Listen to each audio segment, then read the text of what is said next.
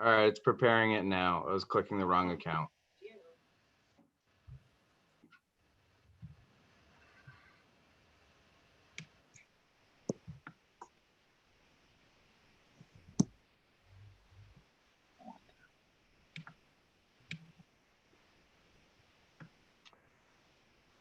Okay. For future Zoom meetings, Owen, make sure you upgrade your Zoom to the latest update and remind anybody who's going to be on Zoom to do the same so that everybody is on the same version of the application. Okay. The downside, of course, is that if you do it the same day, you won't have time to deal with any new bugs. On the other hand, it's almost always better to have everybody on the same version of the platform or the application. I'm going to call us to order. Actually, no, I'm going to wait a couple more minutes for Jan. He's never late. No, and he's on. I'm clicking admit. I think it was my computer was working too hard making it go live. I'm trying to admit him right now. There we go. All right, they're both joining.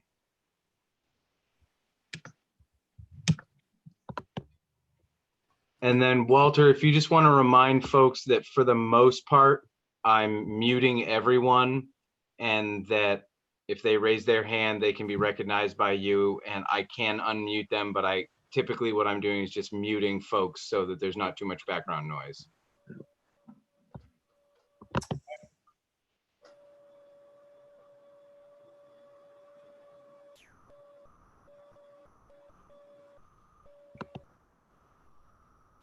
Yep, so Jan's on and Cheryl's on. All right, I'm going to call, hi Jan, hi Cheryl, hi everybody else. Going to call the select board to order. Reminder to the audience that everybody will be muted. Raise your hand and the chair will recognize you and Owen will turn you on.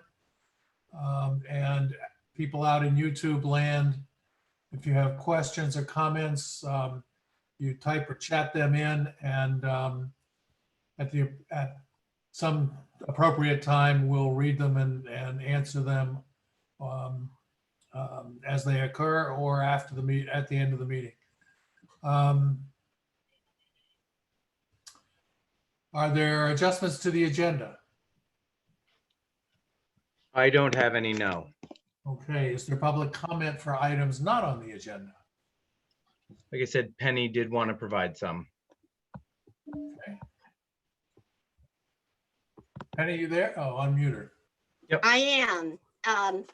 I had listened to the budget committee meeting and there was talk about better communication. And at one time we did have a quarterly newsletter going out, and that was a wonderful way to talk to the people that aren't wired into YouTube and broadband and the website and electronic mail.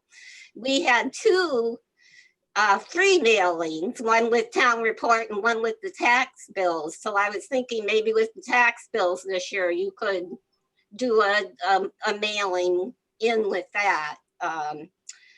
And as far as the website is concerned, I would like to see a tab on the homepage that you could click for agendas and minutes. They're kind of hard to find sometimes, and I think it would make it a lot easier for us.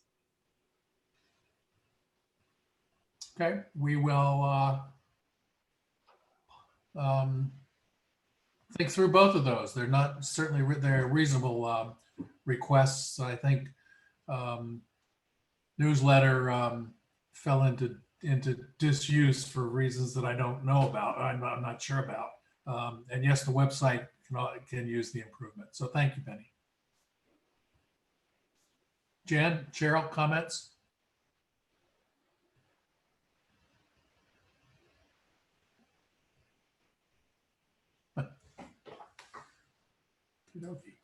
I like the idea. I think it's more communication is better. Yeah, I think, and the newsletter, you know, can have broad participation. So, Owen, if you would sit down with one of the veterans that knows about how it was published in the past and how material was submitted, and just kind of adopt whatever the best practice was. Yep, will do. We did we included one in last year's town report. We did not include one in this year's town report, but it's definitely doable to insert those into the tax bills when we send those out. Okay, great. We still have the format and everything. Okay, people scorecard. There's a new hire, but what's the status of the new hire? The only thing that I know about the new hire is what was included in the ambulance director's report, which is they are a driver and they are in training. Amy's not on right now. I don't know. We do have members of the fire department on. I don't know if any of them know this individual, but as per the report, currently just a driver, and that the individual is going through training. So the person's been hired, all the paperwork has been done without a meeting with us? No, we do not have the individual in our system yet. My assumption, having not really talked this out too much with Amy, is that she's proposing the hiring of this individual, but we have not processed anything or paid them yet. Okay, all right. So keep us informed on that. And then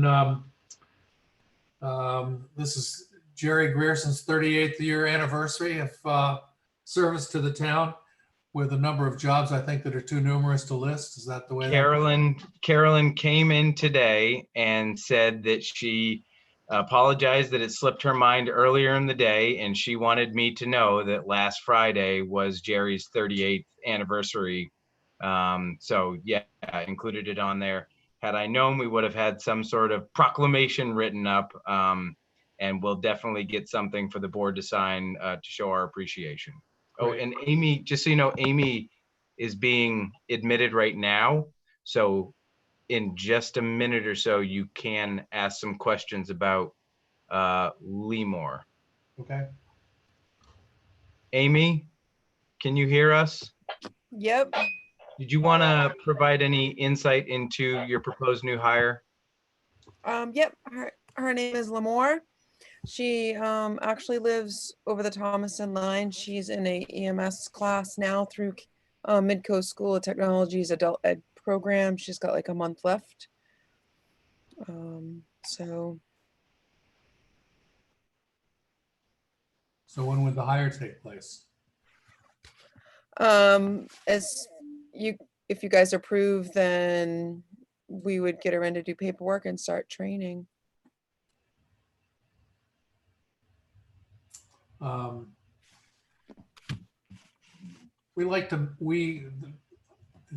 It's not we like, it's the policy that we've set, is that we meet the people before they get hired. And the fact is that we didn't make that up. Our lawyer told us to. So let's figure that out. I think we can do either the next meeting, or let's work something out. Is that okay? Yep.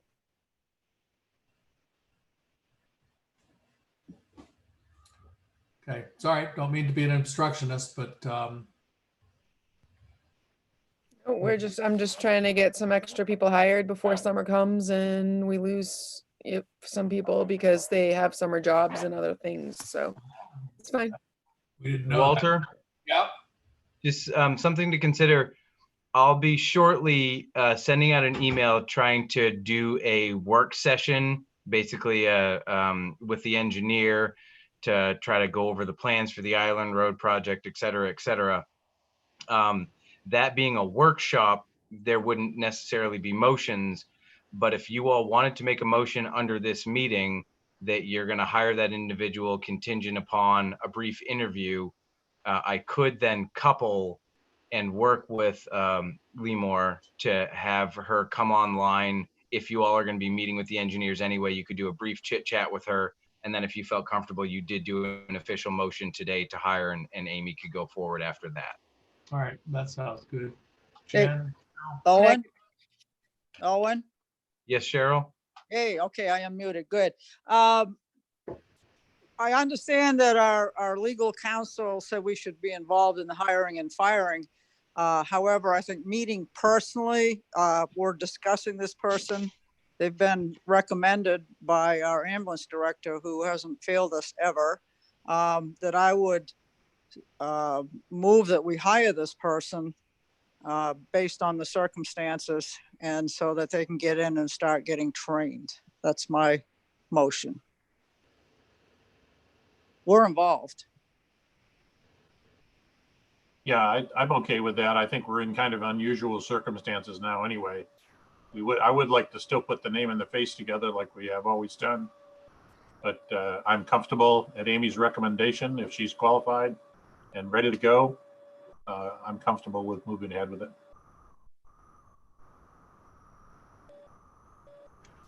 All right, Great. it's been moved and Was that a seconded. second? Further discussion?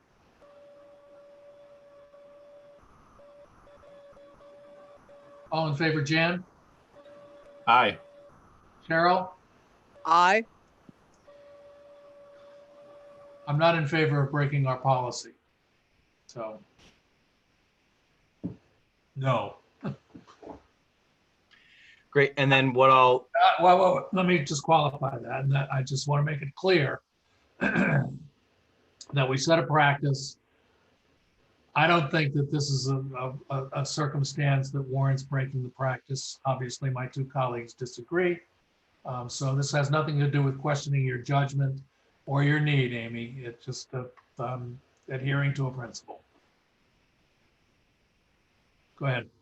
and what I can do is I'll still work with Amy to try to connect with the individual, and at the next meeting of the board, at least try to put a face to the name and let you all ask some questions. I can send her the link if you guys are gonna be on for a little bit, and she could probably pop on tonight. I just wasn't sure you wanted her on tonight or how you wanted to do tonight, so. Yeah, that's fine with me. Well, actually, it doesn't matter, I don't think, since the, the approval is granted. So we can do that at your convenience, that face-to-face. Okay, thank you. Yep. How are our finances, Owen? Can you share your screen and go through the numbers? I can. That's going to take me just a second because on my laptop, I don't have the information. I have it on my desktop and I manage the Zoom through here. But I can. No, you know what? Give me just 1 second. While I'm pulling this up, because you emailed that to us, since the end of April finances that I provided, we did receive in the last bit of the reimbursement for the plowing of 131. We received some of the reimbursement, the last bit of the reimbursement for the basement work that was done. And so the basement, all we're out on that is our $500 deductible. And then, let me just get back. And then one of the bigger, other bigger items that we looked into is the homestead reimbursement. And we looked at when that actually gets deposited. It's not a monthly thing, and it's in the finance report, but it's July and August is when we get those, because revenues are down, but that doesn't necessarily show the full picture of why. But then, like I note, and we've discussed quite a bit, one of our other big ones, auto excise, that is not tracking where we want it to be. We do anticipate in a pickup once the emergency order is lifted, but it's definitely not going to be what we kind of thought it was going to be when we did that initial projection. And then I'll do the finances, but just so you're aware, Lemore is on right now. And so once we're done with finances, if you want to, I can put her through. Good, okay. But let me do you want me to do a screen share on the tracking? Yes, please. Of this year's spending? Yep. Did that show up now? Okay. Okay. Okay, so for those in the audience, right now the authorization that the town, all the towns have, is we can spend last year's budget without having a town meeting. So this spending tracks year-to-date spending through April against last year's budget. And it's just a calibration at this point.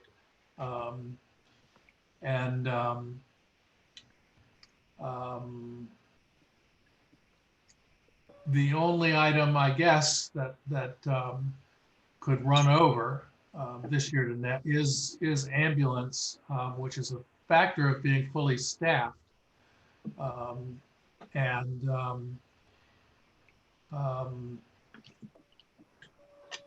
the expanded coverage. Is that right, Amy? Is she not there? Let me. Yeah, I would think that at this point, just my thoughts is that we shouldn't be going over. You know, we are staffed up. We are working within a budget. So at some point, we've got to, put a cap on that budget. I don't know that it just goes on forever. One quick thing on that is wages are up right now, but that is primarily because of Brian and I believe David occasionally as incident commanders because of the increased COVID requirements, and that we're tracking all of that, and that will be submitted to FEMA for reimbursement. So even though they're showing payroll above where we wanted them to be, we should be getting FEMA money to offset those additional costs. Yeah, operative word is good. I watched a whole thing on that. I did provide that in the report. The two big takeaways for me was it was indicated originally that was like a full reimbursement. It's not. It's a 90% reimbursement, which is still very nice, but it's not a full reimbursement. And we do need to cross a $3,300 threshold to even be eligible. So we should cross that, not much. So the town will be on the hook for, at a minimum, $330 of additional expenses because of COVID stuff, if not a little bit more. And then one last thing on the finances is, I think I've brought this up to you all before, our customary practice on the TANs, where we borrow from ourselves and then repay ourselves with interest, has been $200,000 withdrawals. We've typically fluctuated between doing 3 and 4 of those per year. Last year was supposed to be a 4 TAN year based on history. We were able to work with the school district and kind of manage finances and be pretty lean. And so we had 2 consecutive 3 TAN years. And then this year, though, with the school payment being monthly $277,000 and change, we're finding ourselves needing to do TANs much more frequently than we historically have. So we did today our 4th TAN already. In the finance report, it talks about the fact that because of the customary practice of the discount prepayment of taxes prior to June 1st, we do get monies more than we typically do in May. And so we are not concerned about like June's ability to make our school payment and not have to do a TAN, but we're looking at doing more TANs than we have before because of the increase on the school payments. And so one of the things that we've been trying to figure out is, do we keep going with the $200,000 TANs and just have to do them more frequently, or do we increase that to a $300,000 TAN and do it less frequently? If there's a determining factor on it, It would just be looking at the repayment of the interest when we pay all that back and figuring out which one's more advantageous to not have to do additional interest payback and let the bank give us that interest by it sitting in their accounts instead of us using it for cash flow. And again, as a reminder, all that money does get paid back once we get our taxes, the bulk of the taxes before October 1st. Another argument in favor of doing it twice a year instead of once, though. And if we had, maybe jumped on it a little bit sooner, the switching to the, fiscal year versus the calendar year, like we have it, does fall within the select board's discretion, but the commitment and collection of taxes is approved by the town annually. And we're just not at a place to put that onto the warrant unless, we have bought ourselves a little bit of time, but we haven't really communicated with the town that we want to change our practice. And we've kind of been gearing everything towards providing you all options for a town meeting of 2021 and trying to do kind of both of them in tandem. Yeah, I'm aware that the select board can do that on its own, but that's not the recommended approach to doing it. Yep. Given that it's. Question, Walter. Pardon, go ahead. Just a budget question. Owen, on your expense and revenue summary report, all departments January to April. Yep. In the revenue section, the first line is 401 payments in lieu. We've got a budget of 0, but we've got $2,000 this month. What's that? That one do you remember who paid $2,000 for payment in lieu of taxes? So that's not something, you're familiar with what payment in lieu of taxes are? It's typically for our 501c3s. It's for like land trusts or charitable organizations. They're not required to pay property taxes, but they'll pay payment in lieu of tax. We can't count on that because we can't really compel them to do it. And where'd it come from? Do you remember? If it was approved, I'm gonna look it up right now. Georges River Land Trust. We only have a few of those. I think it was. But We think it was a land trust. We'll get back to you on that as soon as we can, probably before the end of the meeting. Okay, and down at the bottom, the 510 line. Yep. Showing a budget of $14,525 for the snowplow reimbursement. Yes. Is that the one that you told at the beginning? We've received it now. Yes. Okay. There's that gap between these are financials per the end of April. Yep. And we received that in the interim. Okay. Turning to page 3 where you do the summary of all departments. Yep. We're still having a problem between current month and year to date. Those numbers are the same. It's page 3 on the one you sent us. Yep. Is that, we can't resolve that? What's the problem there?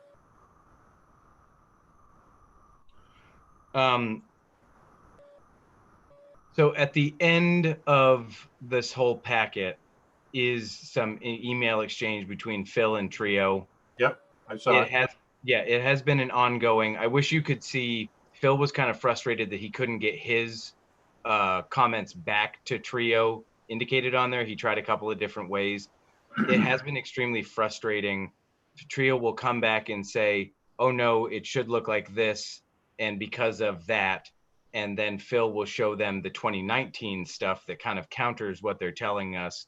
We have been working on this. Phil's been working on it for quite a while, and we really don't have good resolution on it. Though I am kind of confused. Oh yeah, yes, because of the summary reports. That's why your financials are so much longer, because we're including the other report that does show the items as they show up in our system. It's those summary reports specifically that are funny. Okay, I didn't see anything in the Trio comments that had to do with our inability to do current month and year to date. Maybe I missed that. But, and the other thing is we just made a payment to Harris, the company, I guess, that supports Trio for us. I'm not sure why we're doing that. We get crappy service from them. We need some leverage here. So, how do we fix this? Um, Or does this just go on forever and we accept it? So one thing that I'll say, it's really not a very good answer.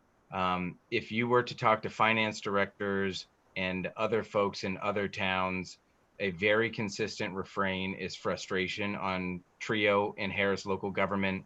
I think I brought this up to you before. There are other accounting software programs out there that are for municipalities. Right. This is the one of which hits that financial sweet spot and makes it affordable for the towns. The next level up is more expensive. Okay. But definitely something we can look into if you want us to. Well, you're talking about going to an alternative. I'm talking about fixing the one we have. Are we just going to accept poor performance from Harris forever? And the other towns, are they just accepting that as well? Two quick things. One, it was Maine Coast Heritage Trust that we got $2,000 payment in lieu of taxes. And Chelsea's here. I'm going to get out to give her 6 feet. She does a lot more with Trio than I do, so hang on. Okay. Hi. Hi, Chelsea. It's not uncommon for Trio to take maybe even 6 weeks when they're fully staffed. I'm not sure what their staffing levels are during COVID right now. I'm not sure when Phil put the ticket in, but He put that. We've been dealing with this for like a This month. isn't and a a half, 2 COVID. months. This isn't a COVID problem, Chelsea. no, This I mean, is as far on as before COVID. as far as them being staffed correctly right now That to might be address today's the tickets excuse. that they get in. I'm But sorry? that's what's causing the problem.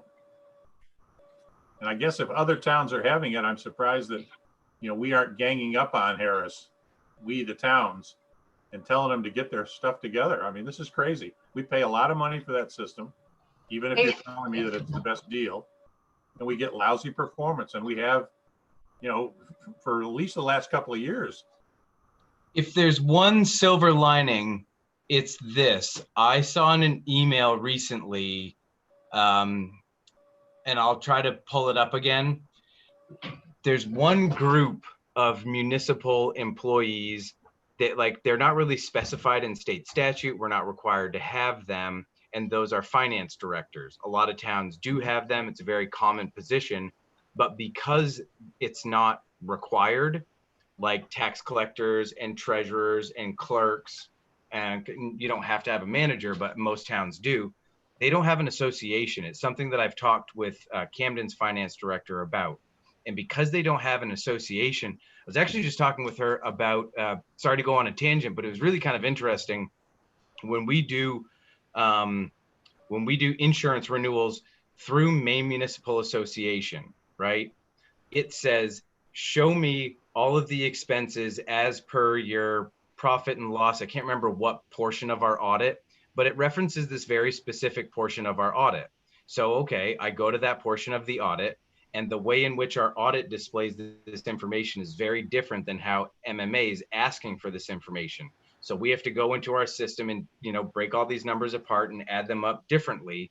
And so it was another item of which I discussed with Camden's finance director, in that, man, wouldn't it be nice if finance directors started to get together and we could start working with our auditing firms so that things were a little more standardized, so that when we go to do some of these other items, it translates easier.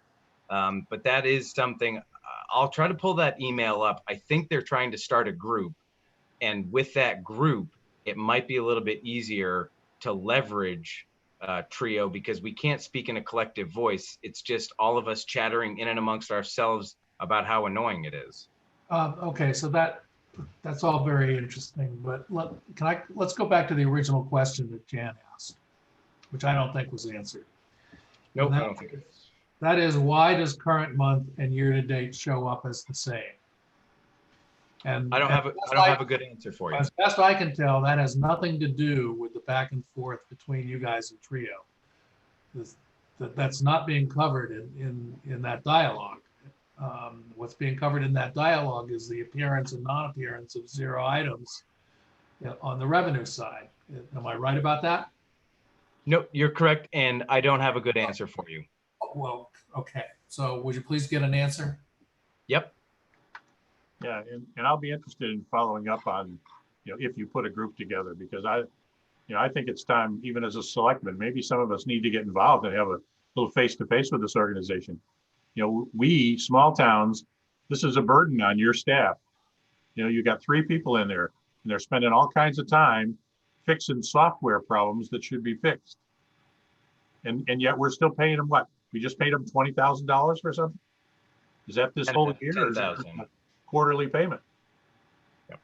Anyway, I'll get off my soapbox on it. I know I don't need to be, you know, beating up the guys that are being beat up already, but it just is, it's frustrating for me because it just seems to go on and on forever. Just a couple other things. There are no extraordinary expenses, is that right? In the financial report? Correct. The only one that I highlighted was that invoice for performance paving for the culvert work that was done on Stump Dump Road. That expense was actually incurred in December of last year. And we don't know how the invoice got misplaced, but performance reached out and said, we sent you all an invoice for $4,200.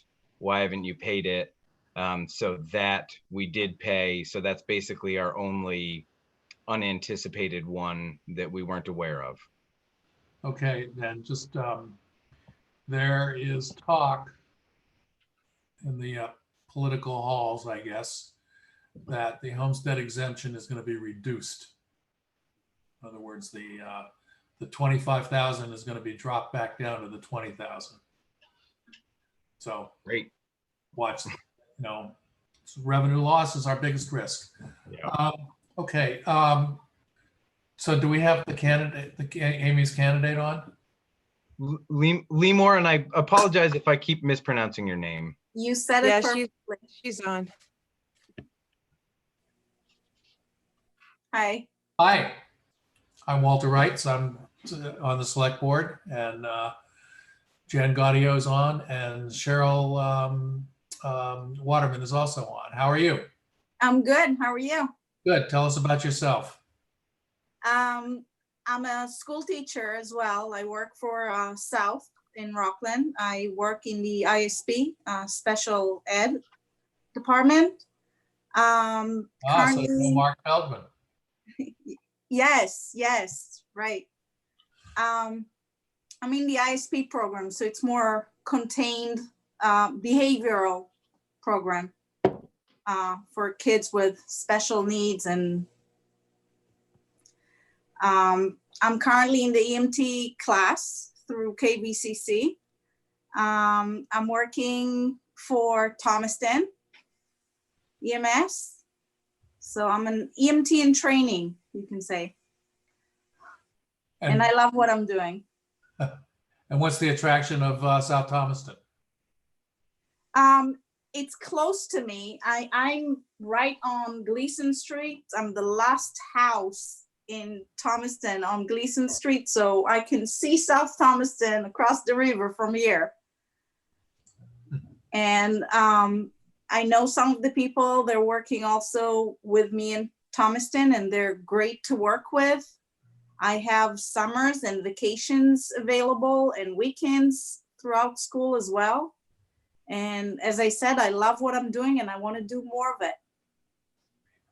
Great. Jan, Cheryl, questions, comments? No, thank you. I appreciate the background. Nice to put your name and face together for us. Thank you. Thank you. Welcome aboard. This is Cheryl. Hi. And Cheryl's shy. You're not going to see her face. I can hear the voice. It's okay. And it sounds friendly. And so give us the correct pronunciation of your name so we have it once and hopefully get it all the time. It's Lemore. Lemore. It took me a couple months to get it. Yeah, it happens. It's a weird name, I know. Great. Well, thank you so much, especially for jumping in unexpectedly. My pleasure. Thank you. Satisfying my process obsession. Yeah, thanks, Amy. Make it happen. Thank you. Thanks, Thanks. Amy, for making that happen. You're welcome. Thanks. Bye, guys. Question for you while you're here. Okay. Not too many calls last month. Oh, they're talking to me, Lemore. Oh, sorry. Am I supposed to, Okay. can I say bye and leave you Bye. guys? Bye, Lamar. See Thank you you so later. much. Welcome Thank you, aboard. bye. Nope, we didn't. We had a low month. Everybody is about 25% down on all calls. We actually had more calls in South Thomaston than St. George. So, but you know, I think that even in the ER, Benji, Dr. Larry said that they're way down. They don't have the patients that they were having. I think people are staying home and, you know, doing the online telemedicine calls, unless they really, really, really need us. So, Wow. and I still do have a South Thomaston community paramedic that I'm still in doing telemedicine with. So we're still doing that, but Okay. the island calls are down too. We don't have very many coming over from the island either. So it's good that people aren't sick, but it doesn't help on the other end. But the revenue generation is secondary to health. Exactly. Okay, thank you, Amy. So are we at library programming and opening, Owen? Am I Yep. And I'll unmute Penny, and Penny, you are on. Okay. Can you hear me? And we can see the library. You can see the library. I'm having a glare issue here, but I think I've got everything at hand. My first item is the community garden. I have donations lined up for tilling, fencing, and planting, and I just need the go-ahead from the board.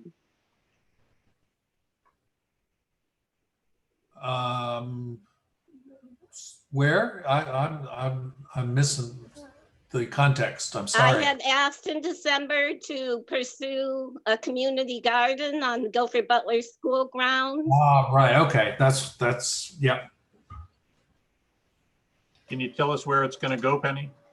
It will be along the back of the back lawn in between the playground and the skate park. Okay. Yeah. Sounds like a good plan. Well, I hope we can grow a lot of food there this summer. I agree. Great. Okay, That's so exciting. I That's good for will. the newsletter. I will proceed and keep you posted. The second thing is the reopening. I think if everything goes as planned, we're hoping for a June 1st reopening with, you know, guidelines to follow the Maine Library Association. It would include one patron at a time in the stacks. We will provide gloves and masks if need be. We would quarantine any return books for 3 days and disinfect. And I think that we can do that safely. The public computers will probably be off limits for some time to come, though I would help anyone at the CERC desk any way I could. Our programs, Owen had a wonderful suggestion that perhaps Owl's Head School may allow us to hold our exercise classes in their gym, which would get us through the summer. And that's provided we can have a gathering of more than 10. And hopefully that would accommodate the ballet class also. Fiber arts is less than 10. That could be here with social distancing.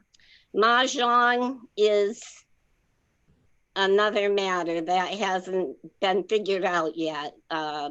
It requires them to sit around a card table, which does not allow for proper social distancing. So that's still up in the air. And My last item was about the book sale. We've had lovely donations throughout the year, a whole bunch in the kitchen now. And it's not looking very promising to have a flea market book sale in the parking lot. So I've been trying to think outside the box, and my one thought was having an ongoing book sale in the Guilford Butler School building throughout the summer months, perhaps by appointment only, and requiring gloves and masks to go through the books. So I was looking to the board for some thoughts about that.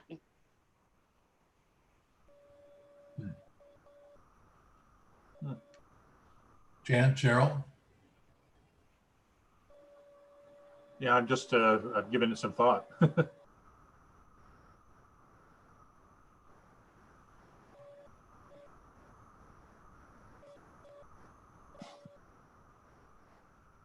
I mean, the school certainly has adequate space, you know, for social distancing.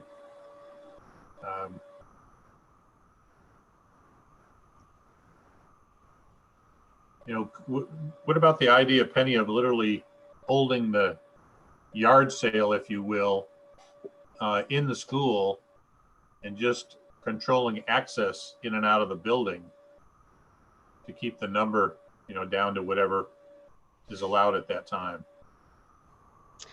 That was my thought, maybe by appointment. Yeah.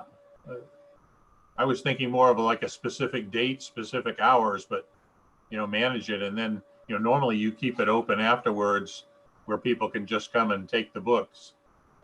If it's like you've done on the lawn. And again, those are only my rejects. The good books go back for the next sale.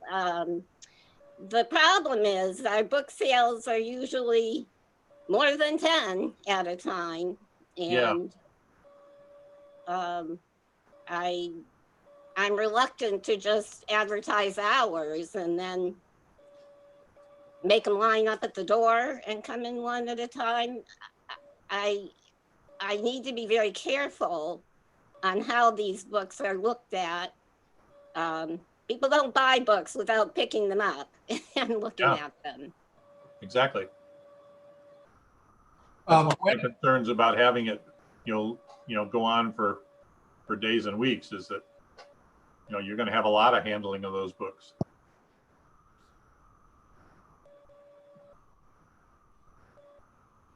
When is that proposed to be, Penny?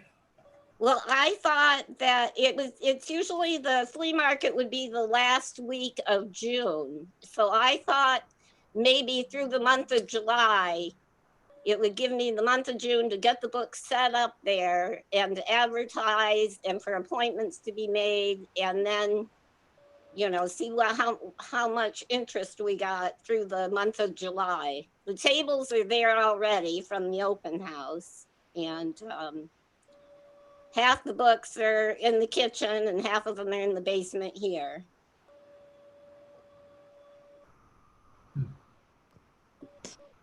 You get a lot of people that just see the sale and they're driving by and pull in the summer usually, right? Well, we do advertise the sale. Yeah, okay. It is an annual event for many people. Oh, So I really don't have, you know, too much to add. I'm sure Penny's thought about this quite a bit, and I'm definitely no medical expert. But just a couple things to think about. The guidance on the amount of folks in a location at the same time, not to exceed 10 or possibly 50 once we hit that June 1st mark, also relates to the size of the space of which they're entering. So I don't know, based on the square footage of the book sale area, how many would be acceptable. And then the only other thing, and again, I'm not a medical expert, but from everything that I've heard, straight UV light on items, because it's not necessarily keeping people, you can keep people 6 feet apart and you can limit the amount of folks. It's the fact that they're actually touching these items and then possibly not purchasing them and putting them back and someone else then touches it. Having these events outdoors, from everything that I've been able to gather, that UV kills any potential virus strains much quicker than if you keep it indoors in a controlled environment like that. So just something to think about, that you might be able to feel slightly more relaxed if you had an outdoor event with a lot of sunlight. Yeah, can I circle back, Penny, to why you don't want to do it in the traditional way? Because that means all the books have to go out in the morning and they have to come in the afternoon. That requires several volunteers to go tramp up and down the basement steps and in and out of the library. And I have no way to control how many people are out there looking at the books at one time. And it would be much easier to do it by appointment at the school, with a requirement that they wear the gloves and masks that I'm willing to provide. So I don't have to worry about disinfecting these books between shoppers. Okay.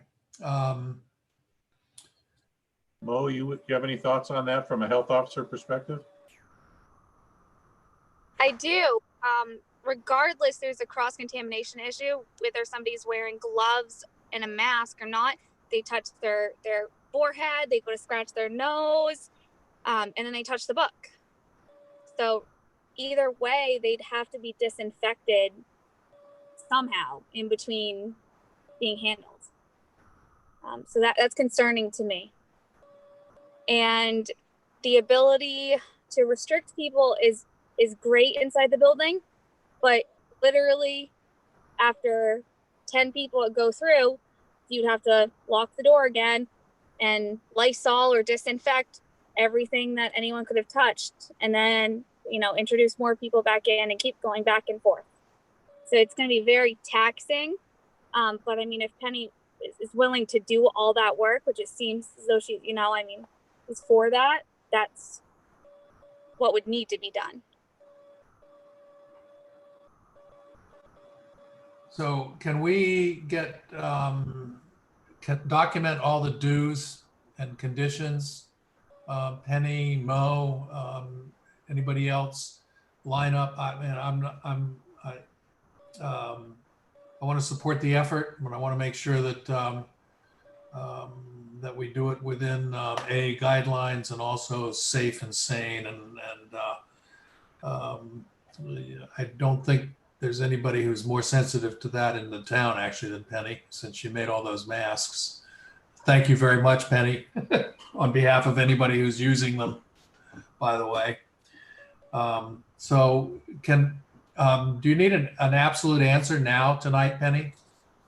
Well, no, but not knowing when your next meeting will be, it takes a while to set these things up. The Maine State Library Association guidelines are that the books are quarantined for 3 days, and as far as returned books and whatnot. So I would even be willing to, by appointment, and then shut it down for 3 days. Maybe as they pick up a book and look at it, they set it aside and I disinfect and quarantine those books for 3 days. I think there are ways to work around that, but it's a very confusing time for libraries. Penny, this is Owen. We can't be the first town that's scratching our heads on this. Has there been any chatter on like library listservs or library associations on best practices on how they might want to conduct a similar event? as far as the sales are concerned, not yet. A lot of these libraries do them inside already and later in the year. We're about the first book sale around here of the year. Penny, what about the thought of having you and your volunteers do the book handling and basically have the customer identify a book they want to look at and almost like a fine book, you with gloves on and so on, handle the book, show it to them without them touching it? I know it's a whole new way of doing business, but Yeah, that's an option too, but that's another reason to have something ongoing by appointment that would give me the opportunity to do a one-on-one. So, yeah, I'm open to that. Yeah, I guess our next meeting is June 9th, but we can Okay. make some moves on this before that, I think. I think, and I'm not hearing that the board is discouraging using the school for this purpose. Is that correct? Am I assessing everybody correctly, Jan and Cheryl? yeah, I think we could make the school building available. So, Penny, if you and Mo can document and make us comfortable with the do's and don'ts and the ins and outs and the what ifs between now and June 12th, and if we have to get ourselves together just to rule on this, we will, if you're really under the gun in terms of timing. Well, June 12th or June 9th? I'm sorry, June 9th. I think. Okay, sure. Thank you. That sounds great.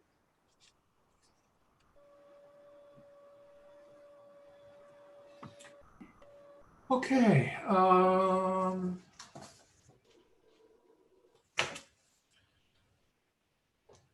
And just one closeout, Penny. The reopening of the library, did you say June 1st? Tentatively June 1st, assuming the stay-at-home order is lifted. Okay. And, following safe guidelines and practices and all that. But that's also something that I could walk around and pull books off the shelf for them and hold the back cover up so they can see if they want to read it. We do have several patrons that are just not happy without a real book in their hands, and they're very anxious. All right. Well, okay. I'm okay with that because I know that if any bad things happen between now and then, that we'll revisit that June 1st. Is Brian on?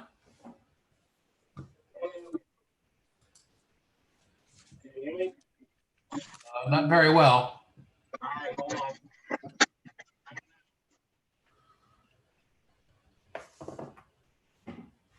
Can you hear me now, Walter? Yeah. All right. Okay, so training and vehicle checks. What's on your mind?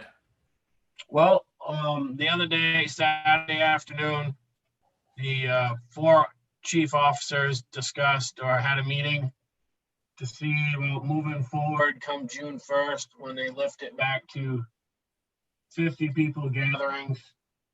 It was mentioned in our meeting about what was the feelings of the board of us going back to doing truck checks and trainings. So this is part 1, is to see how you 3 feel if we go back to doing truck checks and having trainings, or if you would prefer us to just stay status quo.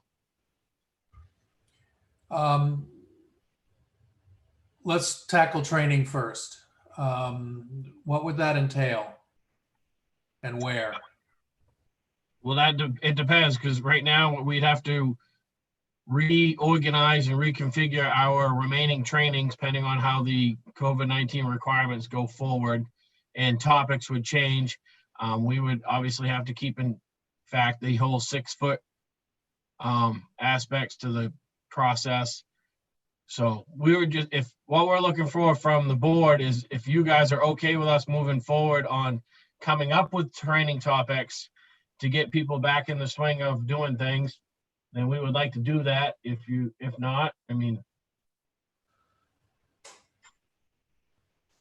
Well, okay, so first of all, this couldn't happen before June 1st. Correct, because we technically, per our roster, have 16 members. And I could never, we don't know if we're gonna get 16 or if we're only gonna get, say, 6. So, And then, and you do your training in the community room? this time of year, normally we go outside. This is the time of year that we try to train outside, depending on the topics. Like we have water rescues coming up. Car fires are a couple months away. Extrications a couple months away. Those type of topics. When it's better weather, we try to stay outside versus being inside. That's encouraging. Jan, Cheryl, initial comments or reactions? Well, certainly I'm supportive of ongoing training and getting back into it. I think it's going to have to require a little creativity, Brian, with, maybe you want to keep your training to, 10 or under, maybe divide your team in 2 groups or something and train at different times. That would be helpful. The social distancing, I think for some of the training is going to be difficult because I suspect there's things you do that require, 2 or 3 people hands-on in close proximity to do the training. So you're going to have to think about those evolutions. If you guys are kitted up in your gear, with your masks and so on, your OBAs, I suspect that you're probably pretty safe being close together. Certainly safer than in a cloth mask, for example. But I would just ask you to, consider those things and be creative in how you do your training, as opposed to just kind of going back to the way you've always done it.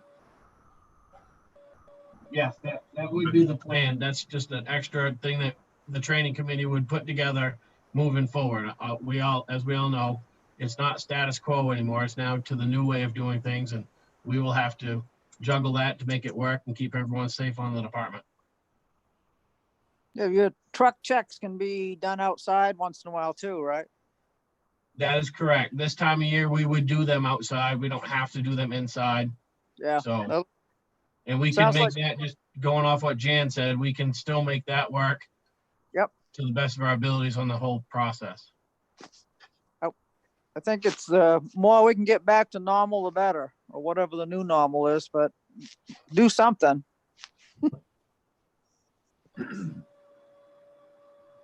All right. That's the sense of the board, Brian. Thank you, all 3 of you. I appreciate your time. Have a nice night.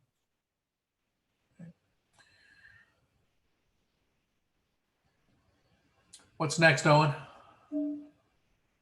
What's next is update on the town response to coronavirus. And then I basically figured I'd couple that with item B, which is a review of the plan to open the town office to the public.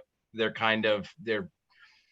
not doing too much more new stuff in response to the coronavirus, like, limiting access or shutting, most of that's already been done.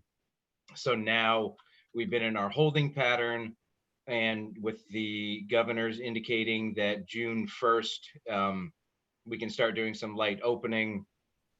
She did identify Knox County in and amongst other more rural counties across the state to where things are going to be slightly more relaxed. I wouldn't say, relaxed in general, but a little more relaxed than, say, Cumberland County and things like that.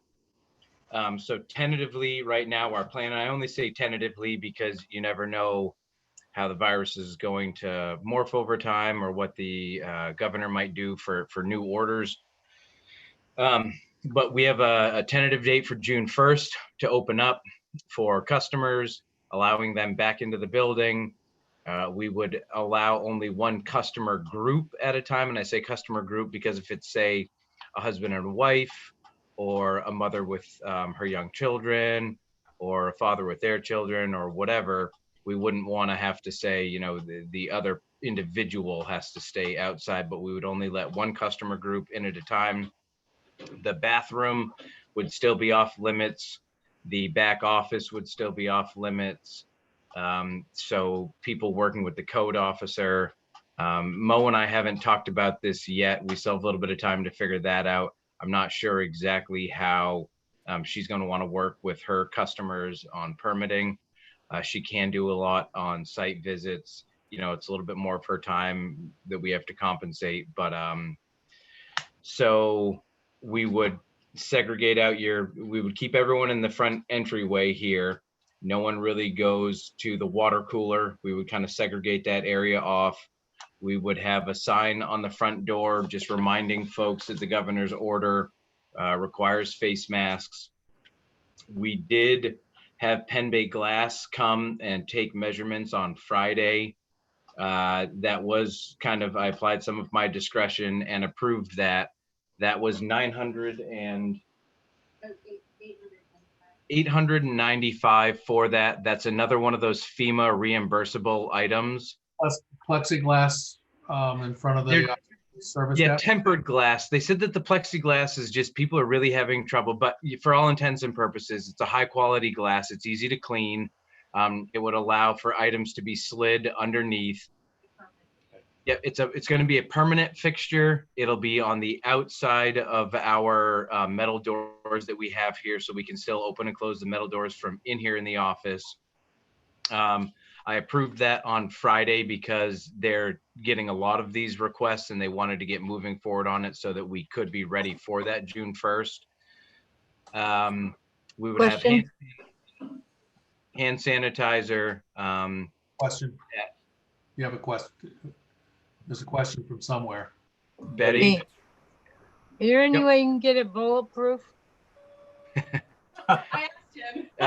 Chelsea did ask. He said it will ricochet a bullet if you get bulletproof, but no, we're not gonna do that. That might be just a little outside of the price range of which we're looking for, though we really appreciate you looking out for us. Well, that's been a concern for quite some time because of the active shooter incidents. So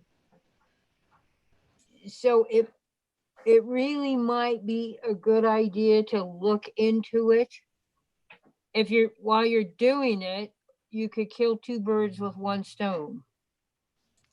Or prevent the killing of birds, you mean? Correct. You being the birds. Not the first time I've been called a bird. I mean, that has been an ongoing problem for many town offices. The active shooter incidences that have occurred, and I doubt if they're going to get any less severe as time goes on. So it might behoove you just to check into that to see if it's at all feasible, and you could secure the front office a lot better than it is now because it's not secure.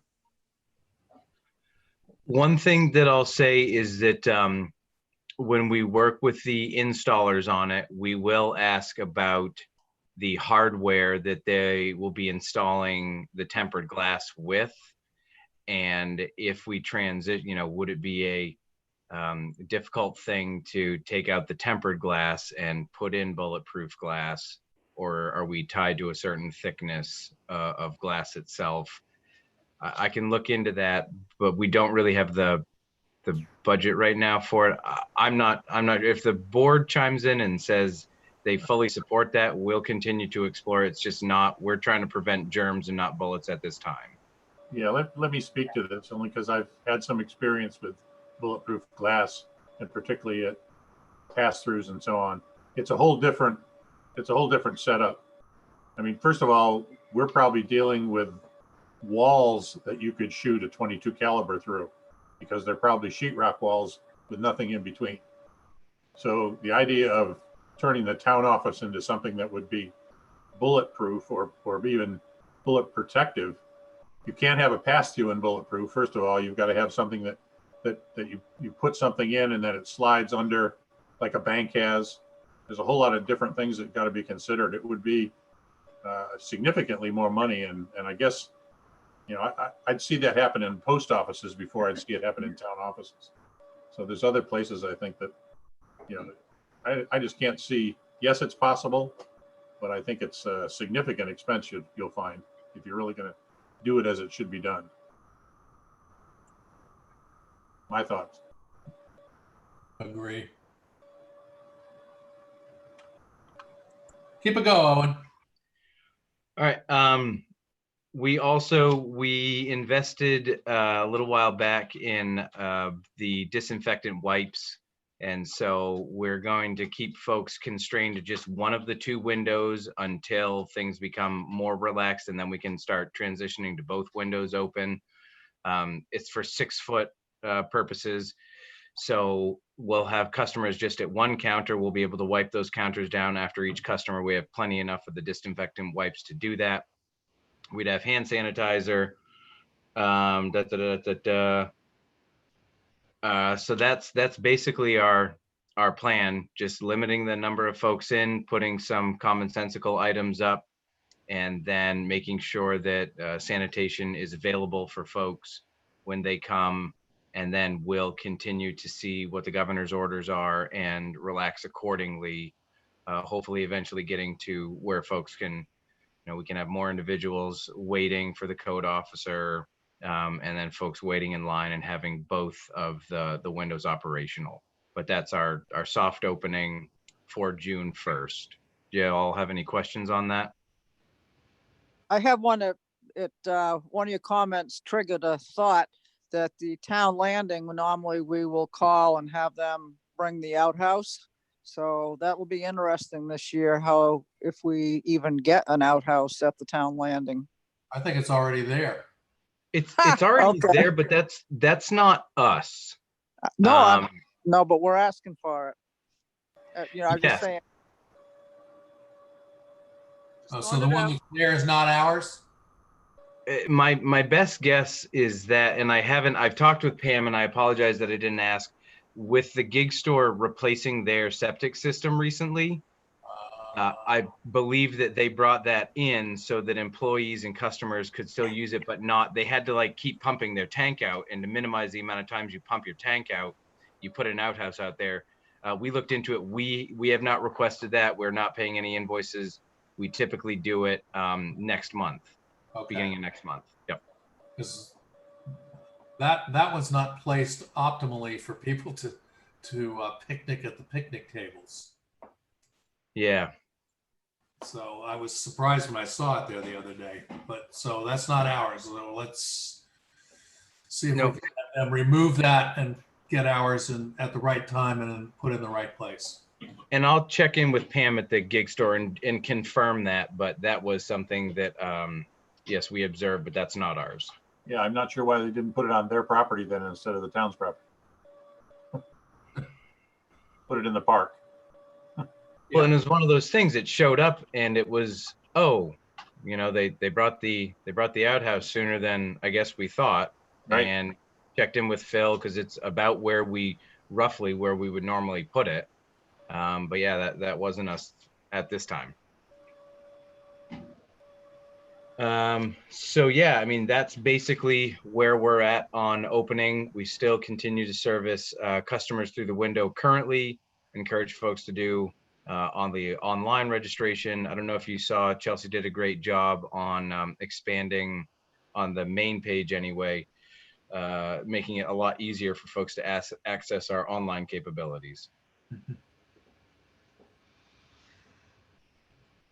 Okay.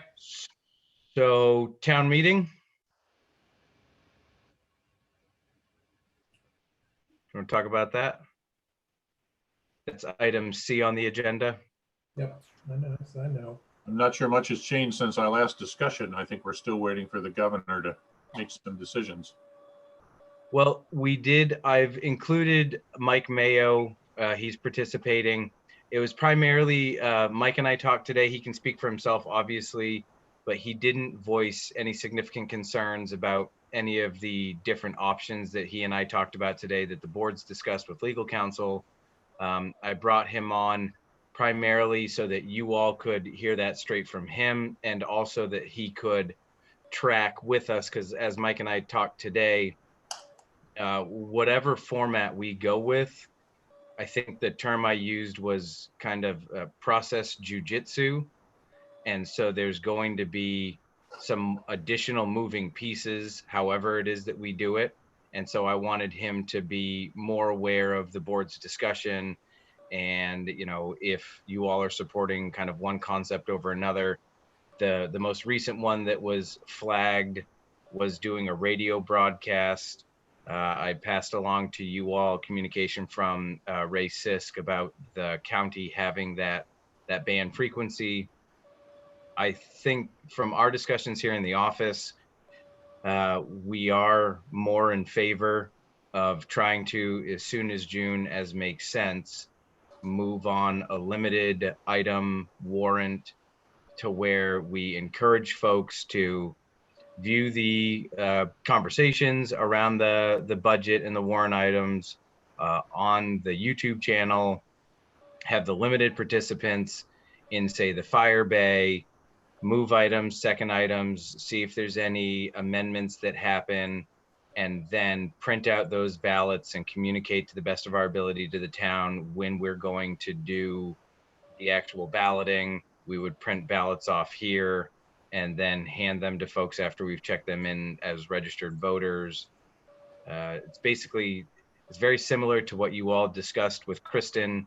The only kind of Zoom component that seems to make sense is if municipal officers, Walter, I know, has concerns about congregations of folks, but if they're an officer or someone that has a real significant role in town meeting, bringing them in via Zoom, having that kind of constrained moving second and light discussion viewable on YouTube, and then having the balloting open. And maybe I'm using the wrong term with the balloting, but each article would be called to be a written ballot as it's moved.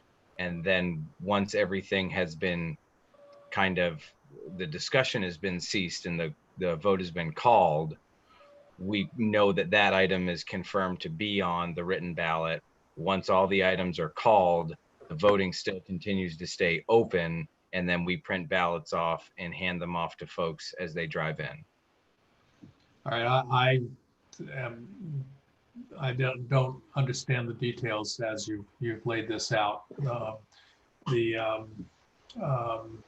This is far afield from Kristen's scenario of just approving the budget, number one. And I guess I'd like to, my feeling is I'm not in any hurry to have a town meeting. And my own feeling is that the 4 warrant articles, again, this is my personal feeling, the Junkie Yard article and the Butler articles are significant and important. And I personally would advocate pushing them to 2021 so that we can have a real South Thomaston town meeting with all the debate and discussion that I think that those articles are going to engender, and just get them out of our critical path for 2020, and then fall back and figure out what to do about the budget and the election of officers. Owen. Yeah, and I know it was a little late, but provided in your recent packet was a kind of first stab at the articles. We kept it to 5 articles altogether.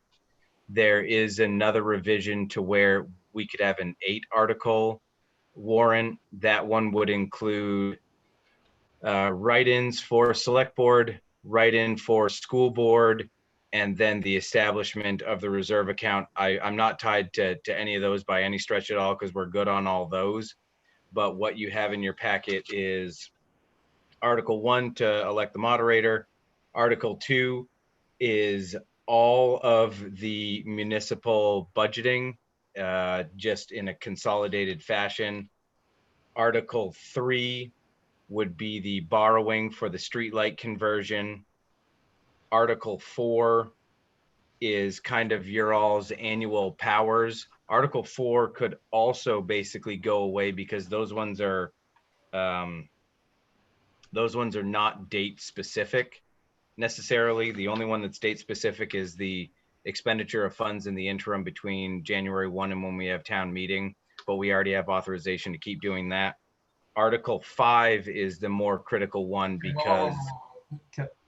All right, so this all came flowing through email in the last 24 or so hours. And so to ask us to vote on this is, I think, completely out of the question, number one. I'd like to hear from the other board members, and then let's figure out how we digest this information. What are the options that we're going to look at and decide on, and then decide when we're going to decide. Yeah, Jan, I haven't seen what Owen is referring to. I just looked at my email. I don't think I have it, Owen, but I'm not under any pressure to vote tonight either. I think if we need to move before the next meeting for a decision, we can, set up another meeting for us. But I'm also hopeful that the governor is going to make some decisions. I think as more and more towns get closer to their town meetings, those June town meetings, her office is going to come under more pressure to provide some guidance, some authorities. a couple of quick things on that. One, definitely not looking for you all to make any firm decisions tonight, more an indication that we're on the right track so that it's easier for us to continue our planning, so that when you all do get to a place to where we can make a decision, we're, finalizing and presenting details that you all support generally, and that we're at least on the right track versus, should I be working with Ray Sisk and be trying to do it through the radio? Is this a drive up thing? Just trying to figure out that we're putting our time into things that do make sense so that we're prepped and ready when it is time for you all to make the decision. And and I apologize that it came late and in and amongst a lot of other information, but what is provided as far as a draft warrant anyway is kind of what you all asked, which was, can you start taking the 31 articles that we had previously set and consolidate them down to a smaller article count anyway. And then the last thing is, I did do some communication with some folks in state government today. Again, they're indicating that the governor is right on the cusp of making an executive order specific to municipalities. I did kind of have to say to one of my friends who assured me it was coming down the pike that I've heard that before. So fingers crossed, I guess. Well, and MMA's number one recommendation was that municipalities like us use absentee ballots, right? One of the things that's been confusing is that I haven't been able to get a firm grasp on, are they talking about July the 14th, or are they talking about town meeting generally? Because there's a difference between the state stuff and what they're trying to do on July 14th. I think they're independent of each other, but I'll go back and verify that. Okay, all right, so you're sort of on the right track, I think. I didn't hear anything from Cheryl about timing or thoughts on this. And I actually, I'd like to know if the board agrees with me about carving the warrant down to the bare minimum. I think that's a good idea to pare it down. And I don't know if there's a possibility that the three of us and Owen can, we have a physical meeting and go over this in the community room and be on whatever, on Zoom. We can do it on Zoom so it's public, but we're the ones that are going to decide the warrant. We don't need the public physically there, but they could observe and have Zoom input if we needed something. Yeah, I support your idea too, Walter. I mean, I think the budget's the important thing and most critical, and we certainly could neck those articles down or the warrants down to the critical items, you know, for the more immediate, and things that could be deferred, you know, we'll defer. And I'll just have to throw this out that historically, when it comes to the budget, not too many people hang around, vote on the budget. It's the things that we're saving for next year that they really want to show up for.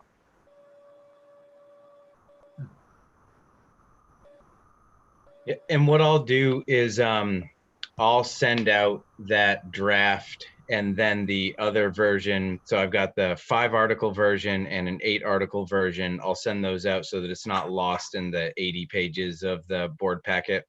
And then just because he's been so diligent in sitting and observing, I didn't know if you all wanted to give Mike just an opportunity to let you know his thoughts as the potential moderator for that event. Sure. Mike, I'm gonna unmute you. So you don't even have to move now. You are good to go.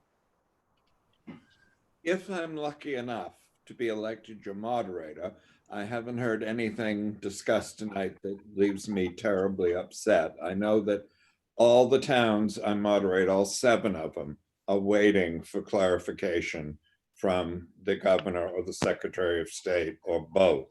And I know just how frustrating this is. And I'm hoping that we get some clear direction, because I'm supposed to follow that clear direction as well as you folks. So we're all sort of in a little difficult situation, but I think if we just wait, we will eventually get it. And if we don't get it, I don't know what we're going to do. That's all I've got to say. And thank you. Mike, always nice to see you and hear from you.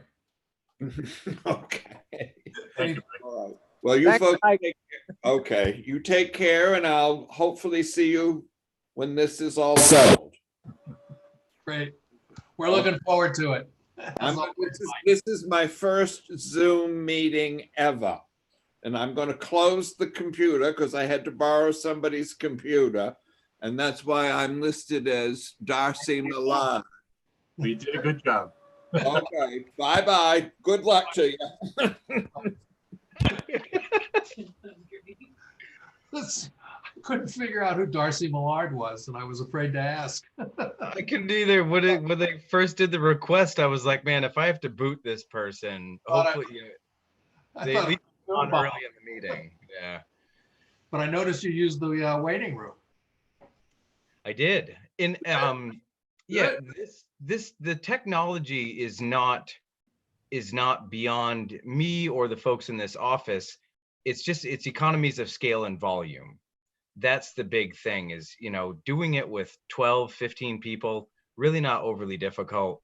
If we start talking on orders of magnitude of 60 people, that's where just the amount of moving pieces seems more complex. Yeah, if you have to meter people in one at a time. I agree with that. Okay, what's next? Conservation Commission, I think. Conservation Commission.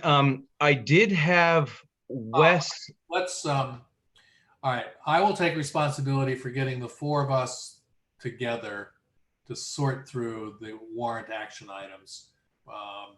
And we'll do that sooner rather than later. And I take it nobody's traveling.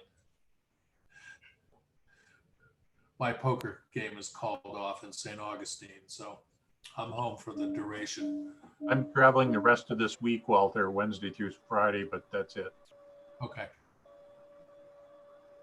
Just as a reminder, I mean, in person is great, and we can do that. If Jan, you did have the ability to connect on a laptop, you could still participate that way. It is definitely allowed. Yeah, I'll be driving on tomorrow and Friday, but Wednesday possibly I could do that. Okay. I'm sorry, Thursday I possibly could do that. Great. But this Wednesday I'm not available. Talking tomorrow? I mean, yeah. Yeah, I'm not either. I'll coordinate our times and days. Okay, Conservation Commission. Conservation Commission. So Before we do that, do we have any feedback, questions or whatever from the YouTube audience? no, in the very beginning, Merle Rockwell said hi, and so did Catherine Bentheim. We have currently 11 people watching, but Okay. I haven't, that's why I get up every once in a while to take the screensaver off. We haven't had any comments recently. Okay. So I didn't get the help wanted out, ad out as soon as I wanted to. I apologize for that. We did have some folks though do respond to that. Oh, Wes Pratt is now asking to come on. He was on earlier. He's kind of been the a little bit of a spokesperson for that group that is very interested in doing this. None of these folks are members yet because you haven't appointed them. But Wes has been, you met with him last week about the tide pole, and I reviewed their bylaws or proposed bylaws.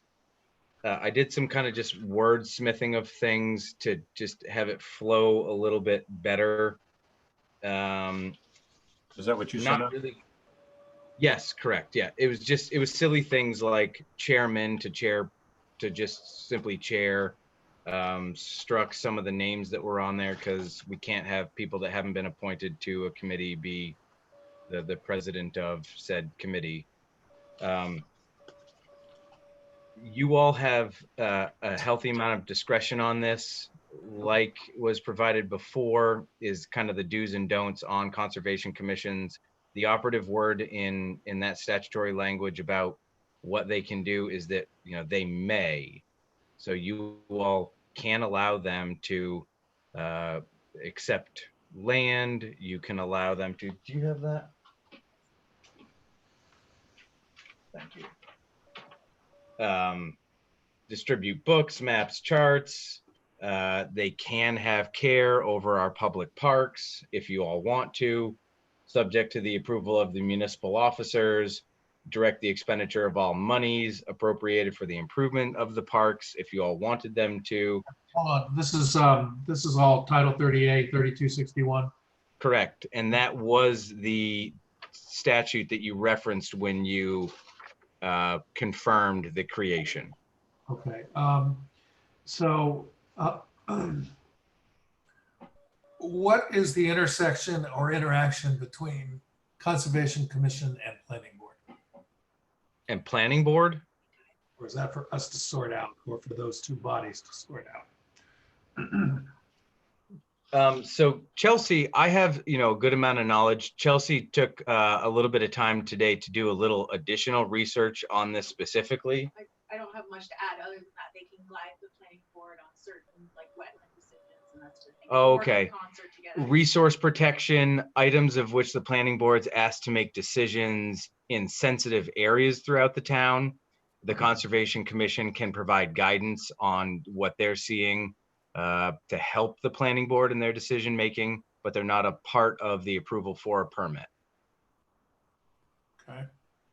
So I mean, there's what the Conservation Commission does as the Conservation Commission. Their interaction with other parts is just like they would be for you all advisory.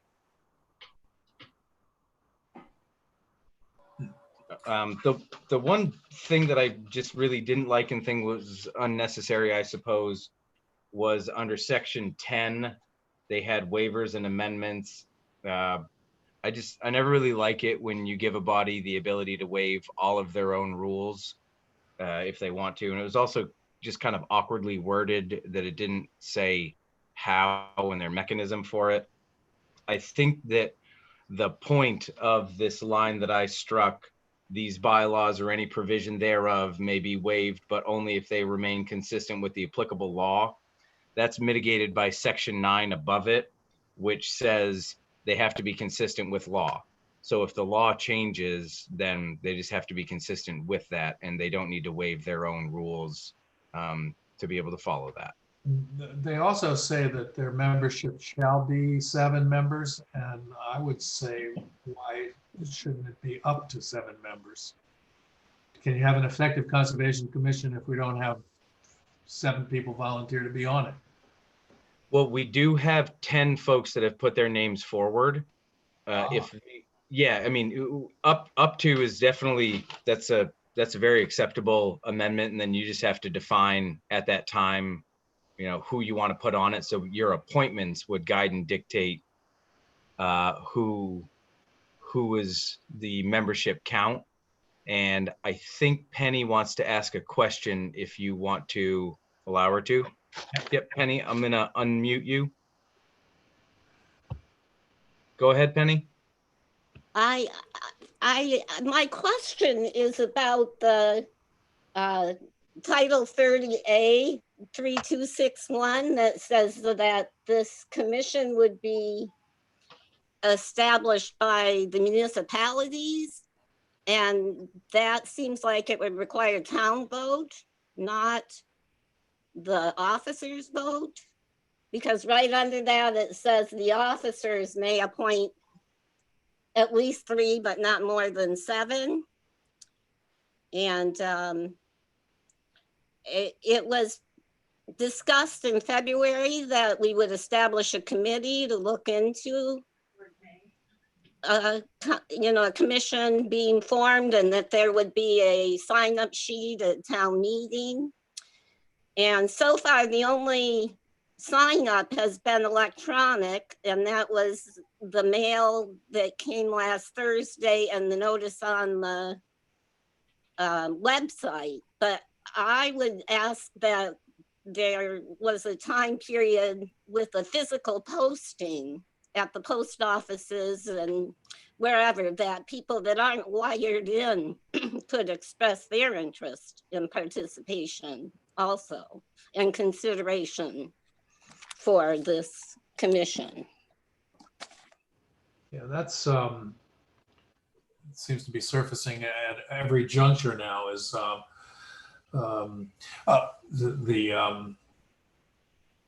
we're not hitting all the areas of communication that we need to hit. I thought the question was asked and answered though, Penny, that we didn't need to create a municipal office and have a town meeting vote. And if I'm wrong about that, then that sets this whole process back. But I thought that it wasn't just... The first statement says, unless otherwise provided under their home rule authority, which we do not have a charter, right, municipalities may establish conservation commissions as provided in this section, but that's municipalities. And then the next article says that the municipal officers may appoint those members, which to me means the town votes for it and then the select board appoints the members. Yeah, that's the way it reads. And the question is, why did I think that that wasn't the case? And I think what we need to do to close that loop is talk to MMA Legal Services or Kristen.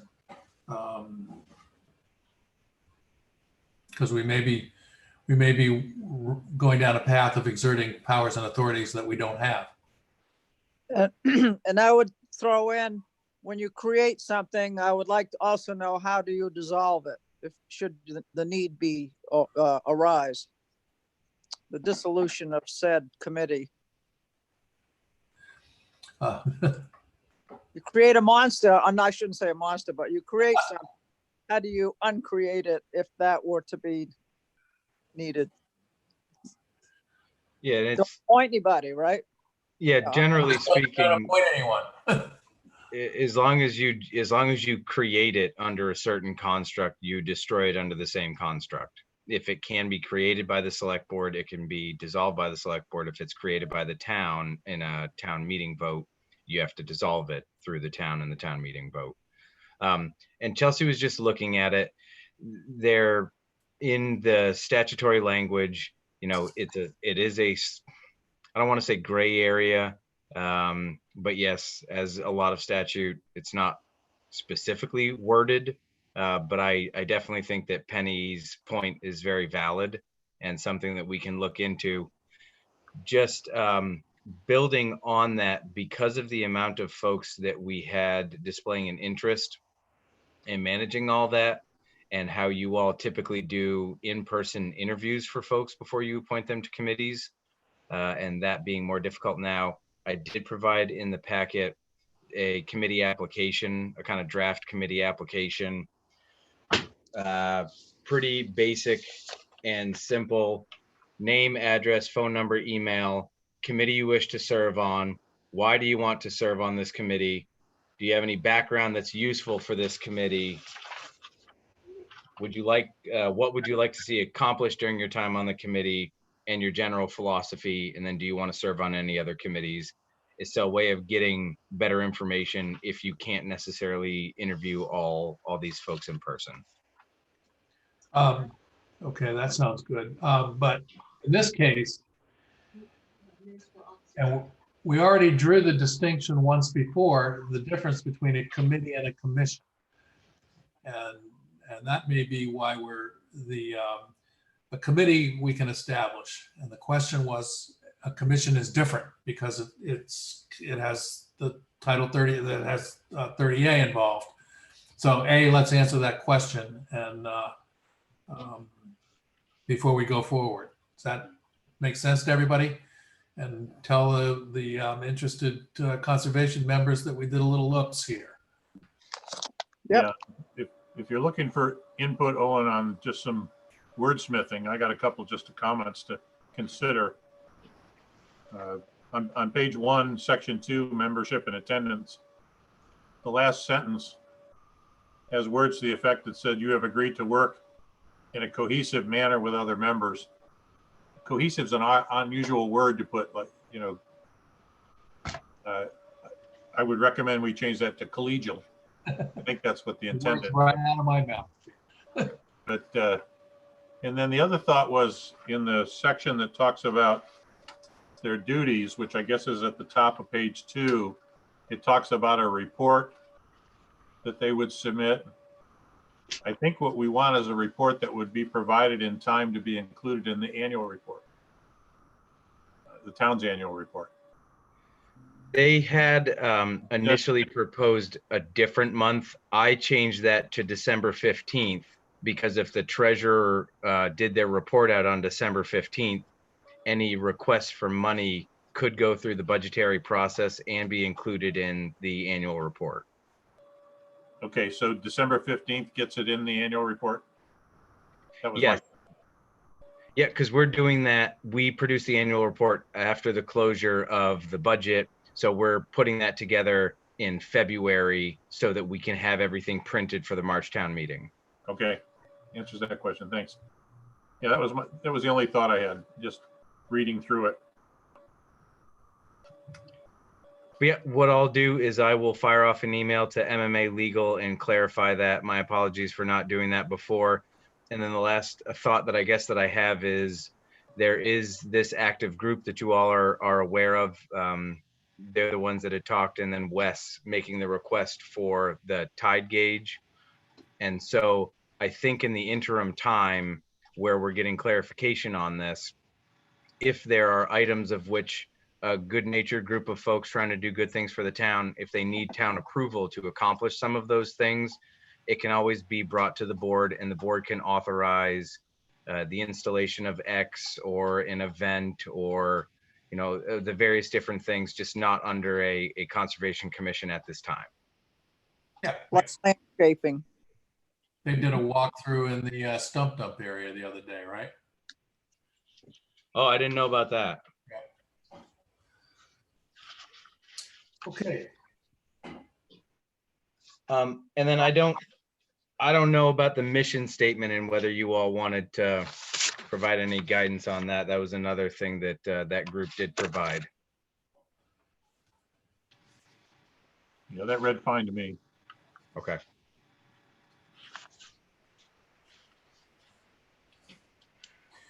All right. Well, then, yep. I'm just wondering what, going back to the intersection or interaction between planning board and conservation commission, that, you know, the town I lived in Massachusetts, you couldn't get anything done that the Conservation Commission didn't approve of. So that's how powerful the Conservation Commission was in Sherburne, Massachusetts. I'm wondering what the scope of Conservation Commission actions and activities are in towns like us in Maine, if any. Does anybody have an answer to that? I can only speak to what I observed in Rockport, and it was not powerful, not in the same way of which you're describing it. You know, they were part of the budget process because they consumed some resources for, say, there was testing of Goodies Beach that they had in Rockport Harbor. We had some pollution issues. They walk town easements, but it was a much lighter.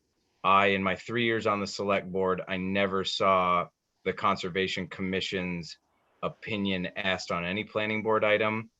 I was not the liaison to the planning board, so maybe they were and I just wasn't aware of it. But I haven't observed, and I'm sure it's town by town specific, maybe a town that's had it established for a long, long time and have really well thought of members and they've built it. But my only reference is Rockport, and it was not this all omnipotent, powerful group. Oh, okay, well, so far my sense is the participants that are driving this are, thinking of activities for the common good. So I think Wes may have some thoughts on that. So his hand go up. Yeah. And as a former planning board member, if there were there's expertise in the community in those areas and something is being considered, they certainly could render an opinion to the planning board, any impact of a business or something like that. So they could just use them as a resource. Mm-hmm. Right. Wes, go ahead. Good evening, everyone. Thank you so much for entertaining our proposal to put forward this plan.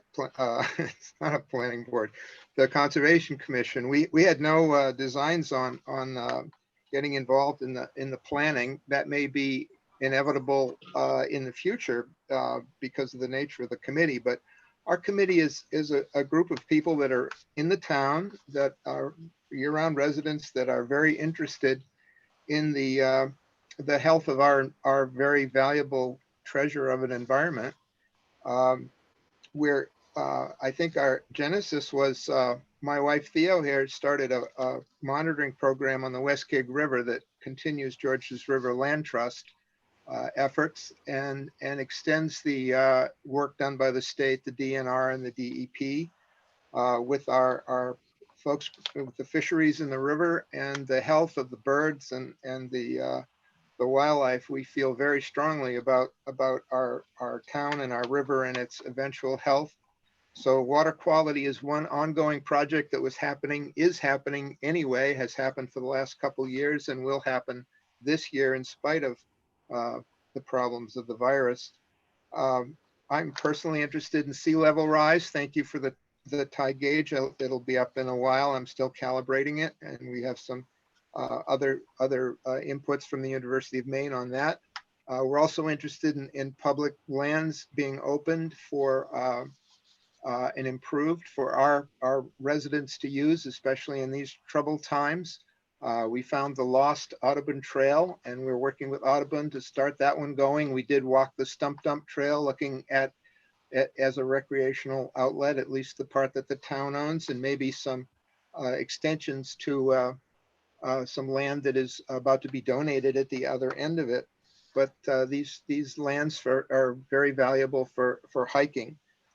We welcome expert opinion. We have a few experts among ourselves. And we have several scientists among the 7 or so people that have started this, and people who are interested in longtime residents that are helping us and on the board, and we welcome and want the town to participate. We welcome members. We're thinking of having the voting members and then the associated members. So we'll have a group of people who are not of the 7 voting members or whatever you all decide, but we'll have some people that can help with cleanups and their own particular expertise on town properties.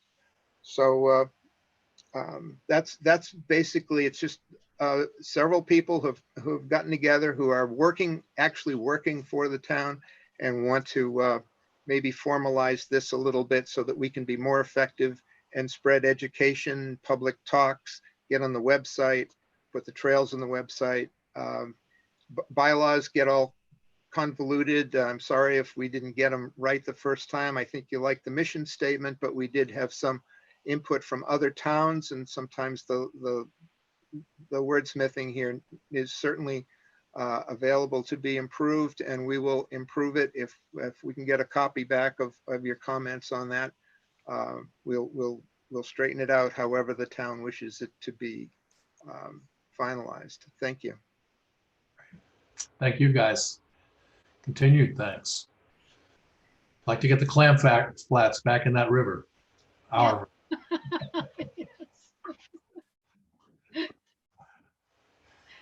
Okay, what's next, Owen? Just real quick, there was a comment on YouTube specific to this conversation. It's from John Spear. He says that he does have several questions and concerns about the mission statement and the bylaws, and that he would like some more time to review it. He hadn't seen these until recently, and he wanted to provide some more detailed comments, and that he agreed with Penny that likely we need town meeting approval for this. Okay, well, we'll verify that and go forward. So I guess we can then table item E, which would have been the appointment of members to that commission. And we would move on to item F, which is discussion and guidance on delinquent dog registrations. We found that there were quite a few folks that were delinquent on registering their dogs. I believe it's 175 roughly. And so our clerk has been working with the animal control officer and folks in this office to try to provide you all with a couple of options on how we would resolve that. So the memo basically what we're thinking is we can take a soft approach, or we can take a little bit of a heavier approach. With the whole COVID, we're not at a position right now to have Ralph, our animal control officer, go and issue these summonses. Do we even want to issue these summonses? Ralph is on if you have questions for him specific to this, and Chelsea's here at the office if you have questions for her as well. If we were to collect all of the fine monies, it's in excess of $4,000. The town hasn't historically been overly heavy-handed about this. And so about the best guidance that our recommendation would be to communicate to these individuals by a postcard, hey, you're delinquent, you should come in, pay your $6 registration fee, we'll put you in our system. We're trying to, have the system be good and updated, and that we would give folks a potential slight grace period, whatever you all think is appropriate. And then if they don't come in and register their dogs or indicate that the dog is passed away or they've moved out of town or something like that, we take them off the rolls. But folks that are then delinquent, we do have the animal control officer go and issue summonses to those folks.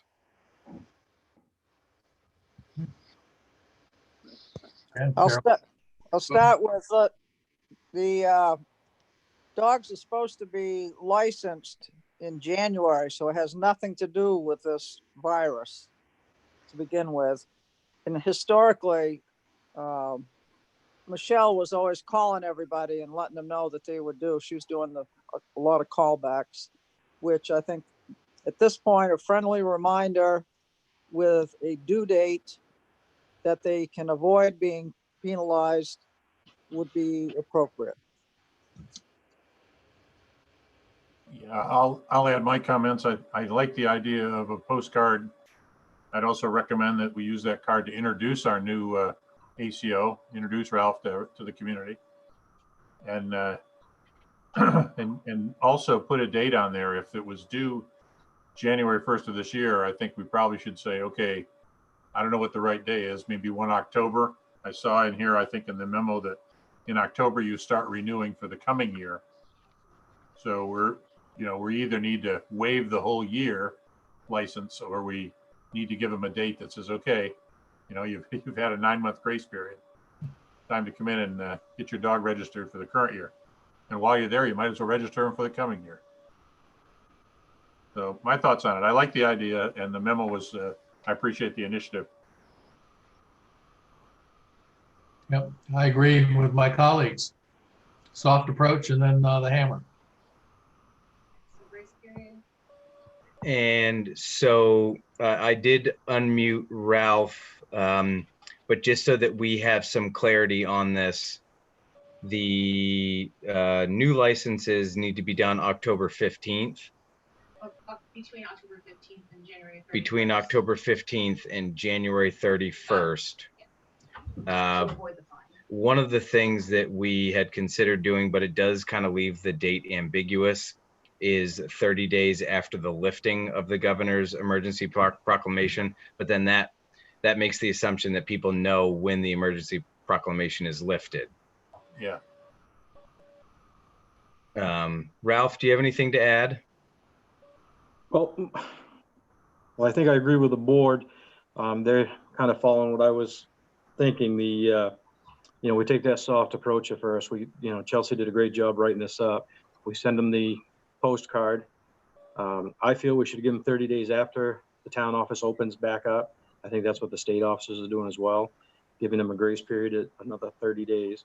And then after that, I don't think we really should go right into summonses either.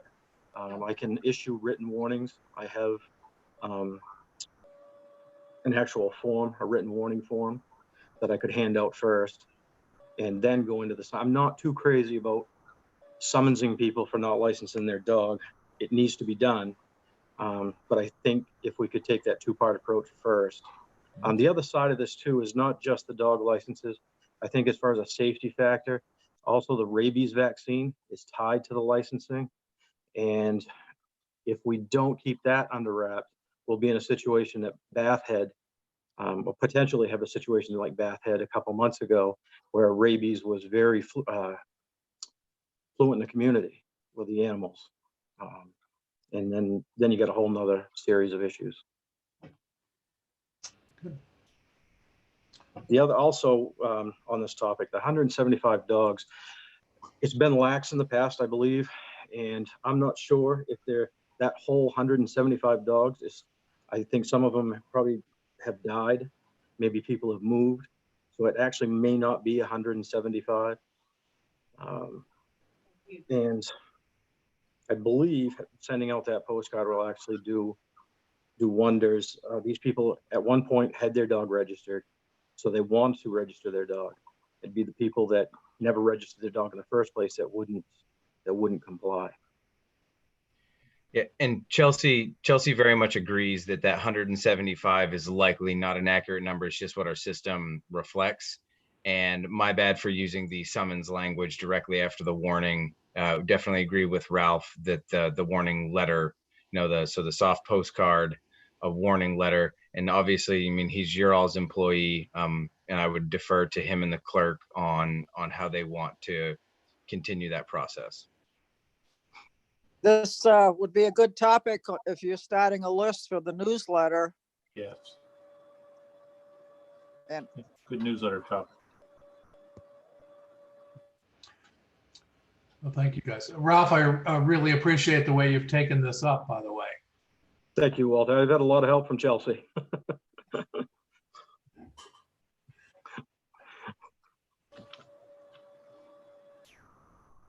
Great. So what it's sounding like is we give the 30-day grace period starting June 1. And so basically we'll call it July 1, just for simple math. And then Ralph will take over after that, working in conjunction with Chelsea. Yep. Great. And we'll get those postcards out as soon as we can. Yeah, use something creative in your postcard. Yeah. Not just a blank one. No, definitely. And I mean, if we're paying for it, we'll maximize it with as much information as we can, put the town website on there, introduce the animal control officer. You know, don't want to waste costs there when we have blank space. And about the only time you catch the people who don't bother to register ever is when the dogs are running loose and getting caught usually. But again, a newsletter that all residents that have pets need to license the dogs. Why it would be good in the newsletter, because that's going to go to everybody. Good point, Cheryl.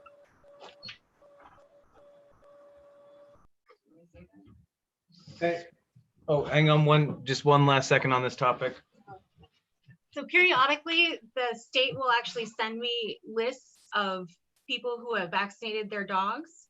And then I match that list up that I get from the state, directly from the Department of Animal Welfare, with people who are in our system. And if somebody is living in town and they have not registered their dog previously, but I have their rabies certificate with me, then I put them into the system. And then if they fail to register, then they become part of the warrant. Great. Wicked smart.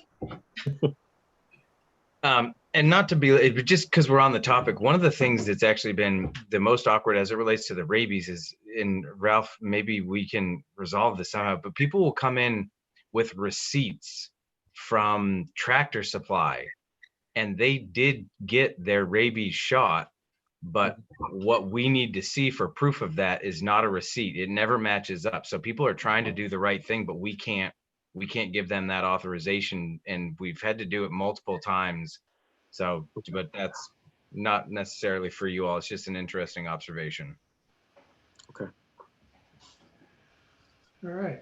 That might be something, Ralph, to consider in your, if you do a follow-up letter. Yes. Talk to that in fact, they need to bring the actual rabies certificate that they get, not the receipt for paying it. Yes, absolutely.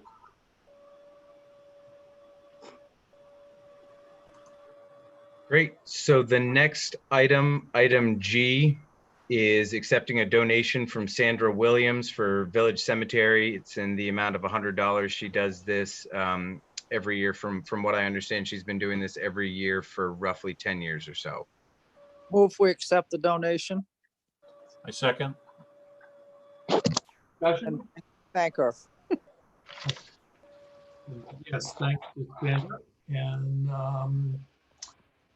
I'll do the roll. Jan?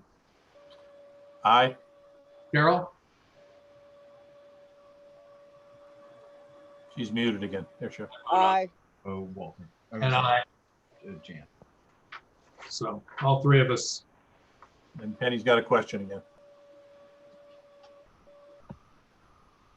again. Penny, you are unmuted. Thank you. I just wanted to report on the status of Memorial Day this year. The cemeteries have been cleaned.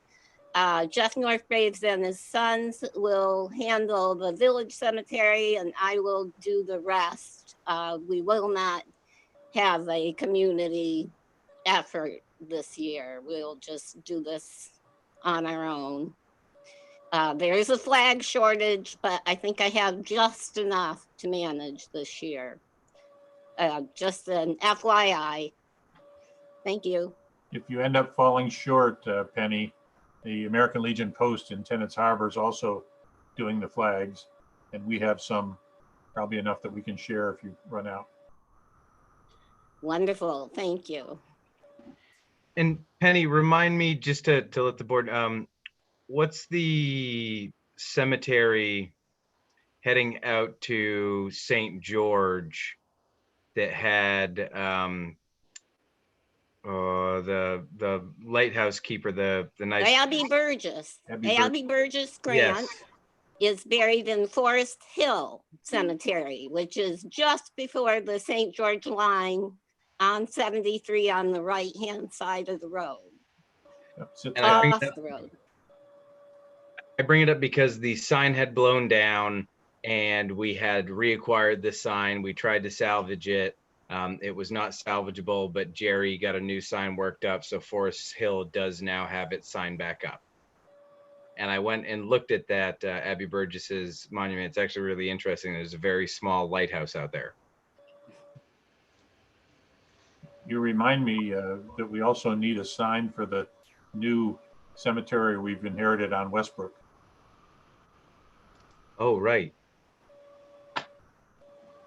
And I guess start covering that one for veterans. Actually, we always have. It's always been the town cemetery. We're just taking over the mowing. The mowing. Be nice to have some signage though, Penny, don't you think? Sure. Yep. We'll get on to that. There's only 2 veterans there. Okay. And you cover those? Yes, I do. Thank you. Oh, and I'll take this opportunity very briefly. This is the mask that Penny made for me. It's very patriotic. Semper Thank Fi. you. Exactly. Penny said, bring in some of my old camis, and she'd make me one out of my old camis, but I keep forgetting to bring them in. Thank you, Penny. You're welcome. Thanks for showing off. Item H is scheduling the ordinance public hearings. I did talk with Eileen Skarka about that and asked her if she wanted to participate. She said in tonight's meeting, she said that wasn't really necessary, and that considering we really weren't going to be moving forward on those ordinances anytime soon, that doing it on their regularly scheduled June meeting, which would be June the 18th, seemed to make sense to her. Okay. That makes sense to me too. Okay, tabled. Great, so I'll schedule that meeting and get it out, and that would be a joint meeting with you all on the planning board, just how we had talked about doing it previously, having planning board, select board, doing them in tandem, and then doing both the junkyard, the putrescible solid waste, and the land use ones at the same time. And then they're good for a year. Yeah, I asked a question on that. That's another one of those odd gray areas. Yes, they're good for a year. But if we're acting on those, say in the fall, when everything's been lifted and we can go back, we're definitely within a good time period. We could extend it out to roughly a year. When they do these things, there's odd gray areas, but generally we're fine. Okay. Good, thanks. Nothing under old business. Provided the amendment for an aquaculture lease. There is a new, it doesn't fall within our purview necessarily, but it was just an observation. There is a new oyster farm closer to the town landing. It's farther out than our ordinance states we have control over for boats, but it is relatively close. The only odd thing about it is where it's located. To me, at low tide, those crates are going to rest right on the mud. And if it's a hot summer day, that's a couple hours. Anyway, Department of Marine Resources does that. We just get notified of things, of these lease agreements in town. Is it upriver? I'm sorry. Where are you talking about? It's downriver from the Gig Bridge. So if you're standing on the Gig Bridge and you're looking downriver towards the ocean, it's on the left-hand side, right where like the mud flats are. I mean, we don't permit it. We really just get notified of things. Department of Marine Resources might ask to use our community room to have a public hearing. They've done that before. But we don't have any say on whether that gets approved or not. I just thought the placement of it seemed awkward. The notice is the public has input. If the public, those using the waterways, if they have any problems with that, and it could be closer to Ballyhack than it is. I'm not sure where the town line is, which side of the island it's on, but again, it's a state license and it has nothing to do with the Georges River Regional Shellfish Management.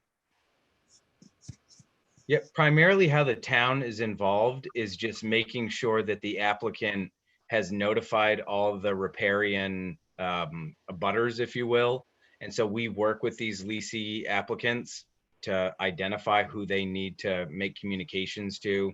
And then the state will give us updates on what's been permitted and not. And just like Cheryl's saying, there's public meetings on them so folks can provide input and comment. My just observations have been items of which are proposed in the river typically get approved because it's not fertile fishing ground.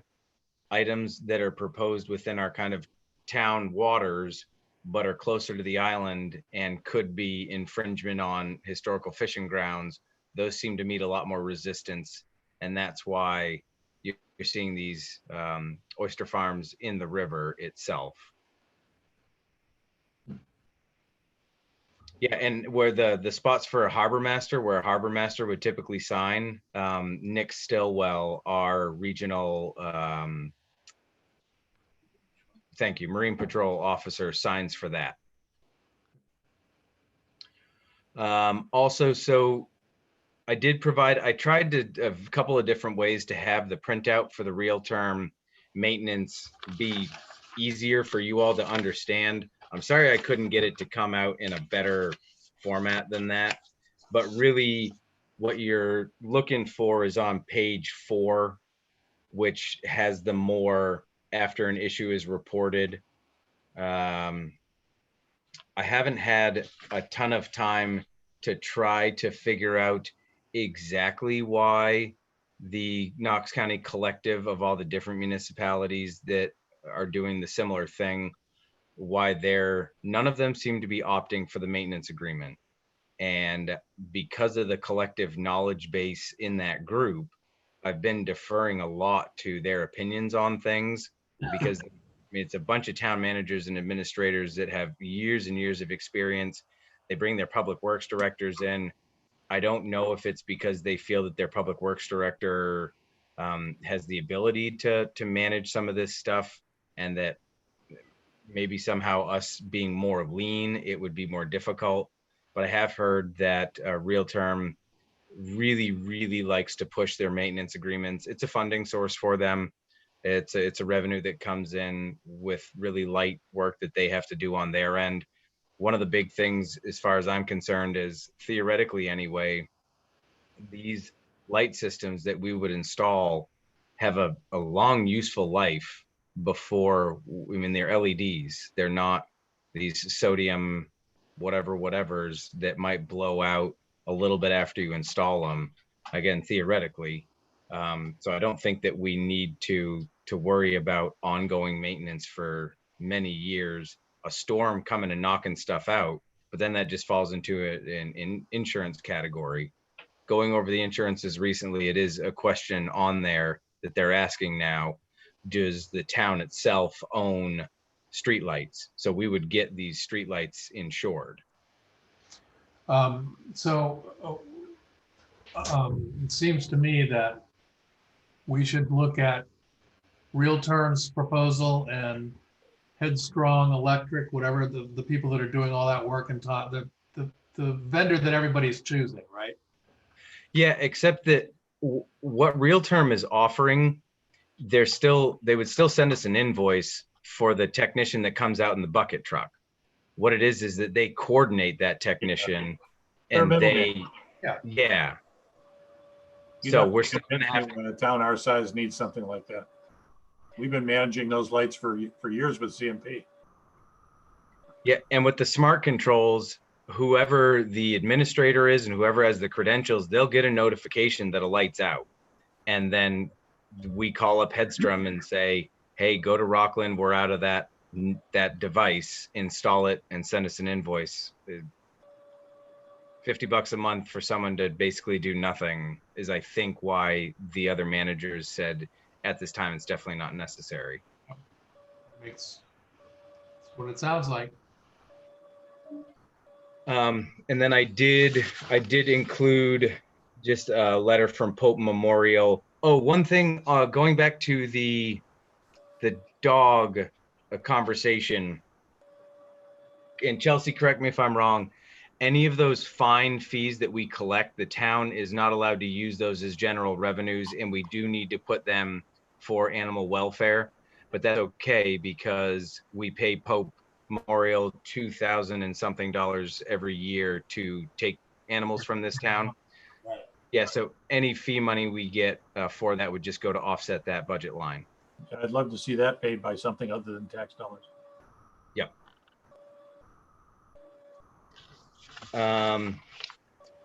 Most of your department heads are off. So I could take a stab at trying to answer any questions you had about their reports. Mo's still on if you had questions about LPI, health officer, or CEO. We have been. I have a question. Yeah. Well, we're We're continuing to work on that, and interestingly, it's now to a point to where our friend that we have communicated with, and the story keeps changing. Now that individual is complaining about their neighbor because their neighbor is putting stuff up, primarily because that person's doing all this activity that we've been talking with them about. And so now there's kind of a neighbor to neighbor dispute, to the point I think most said the sheriff's department got involved at one point. Oh. And clearly you've been very busy from your report, by the way. And we can discuss this, but let's try to be just slightly sensitive about open and public discussions about some of these items, just name dropping anyway. I didn't mention any names. No. There's a new house down there on Pleasant Beach Road. Is that right? Did I go by one? I went. That's legitimately permitted and everything? Sorry? Well, did you see it's just the foundation at this point? Oh, okay. Is that correct? Because it is permitted. That's actually the property that was demoed per from past, and they did apply for to have it rebuilt within the footprint, and they're working on that. Okay. So yes, it is permitted at this point, but it's been under my eye for sure.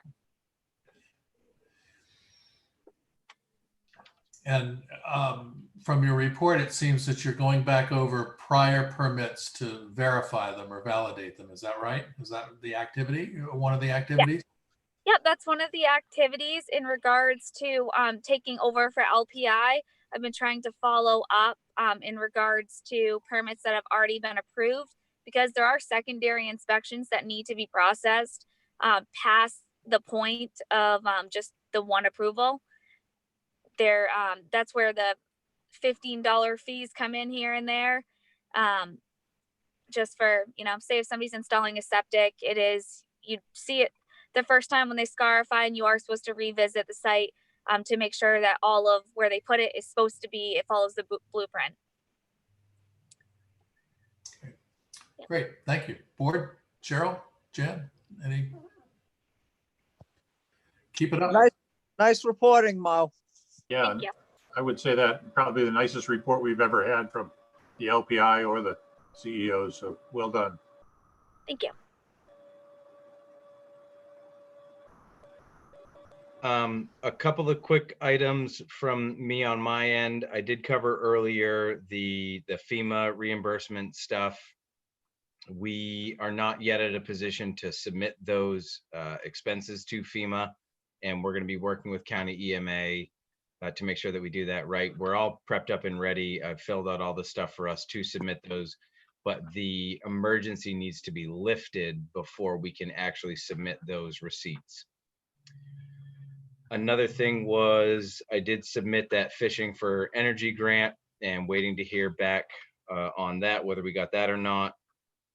Any questions on that? Great. We got a call from DOT on paving of Buttermilk Lane. It was a very nice call to hear. It's building, I believe, on their ditching that they did of Buttermilk last fall.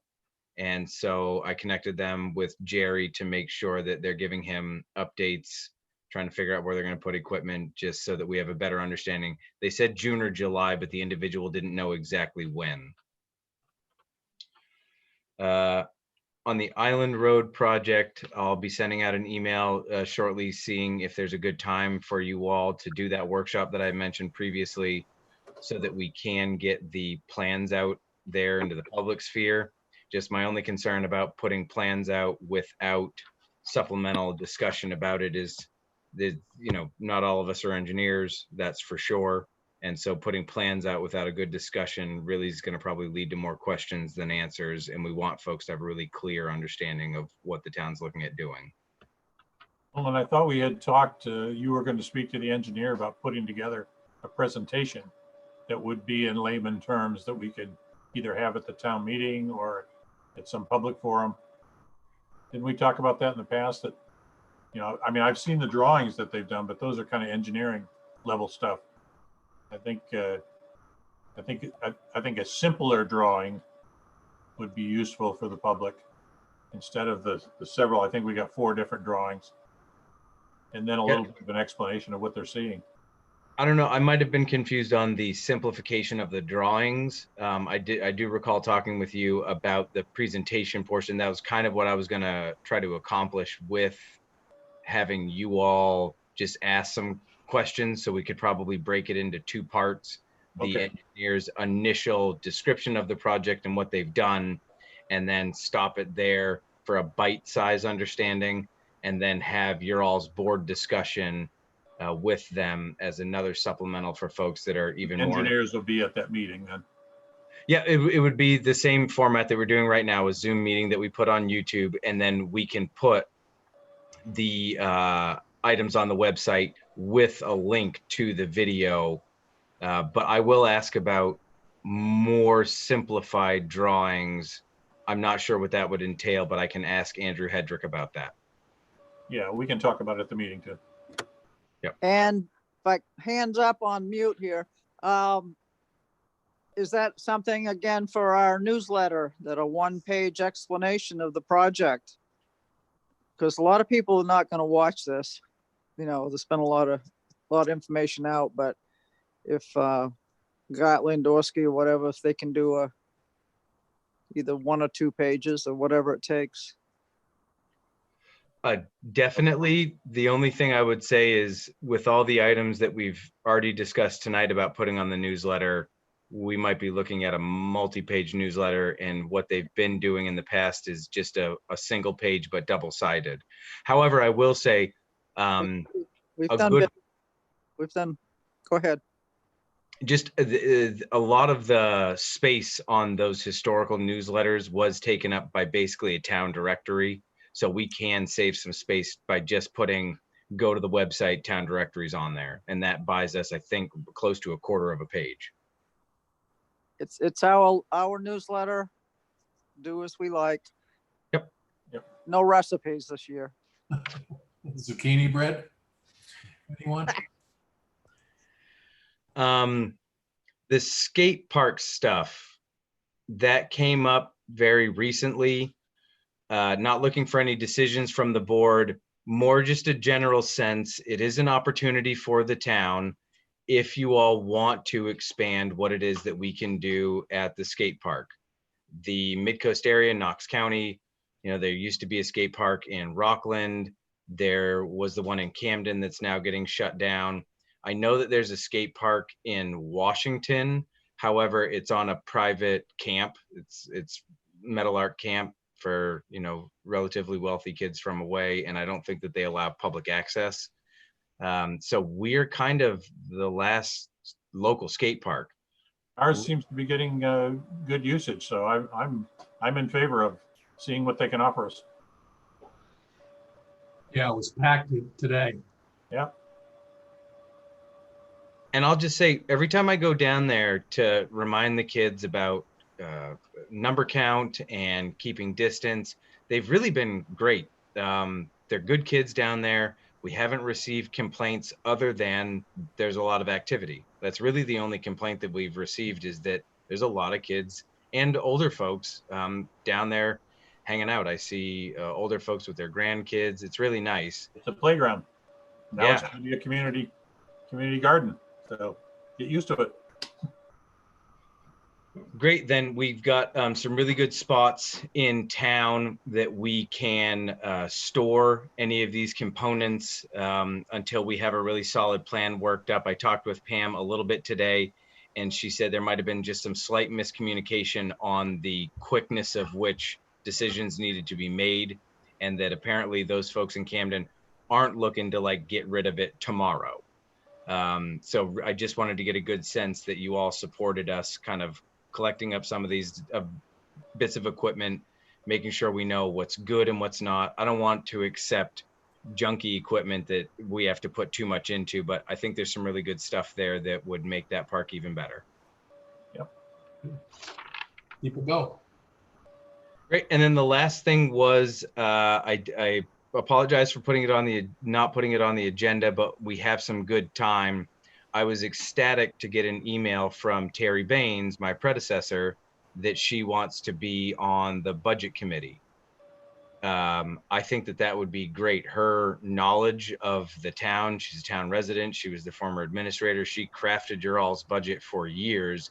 I would very much look forward to having her participation on that committee, and I could put her on next month's agenda if you wanted. Yeah. Yeah. Why are we waiting for next month? Make a motion. We all know her. I move we accept the appointment for Terry Baines on our budget committee. I second. It's been moved and seconded. Is there any further discussion? All in favor, Jan, Aye. Daryl, Aye, aye. Walter, aye.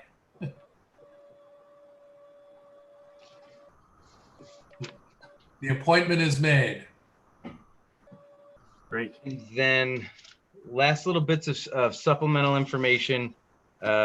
We again provided you with the most basic cash flow analysis.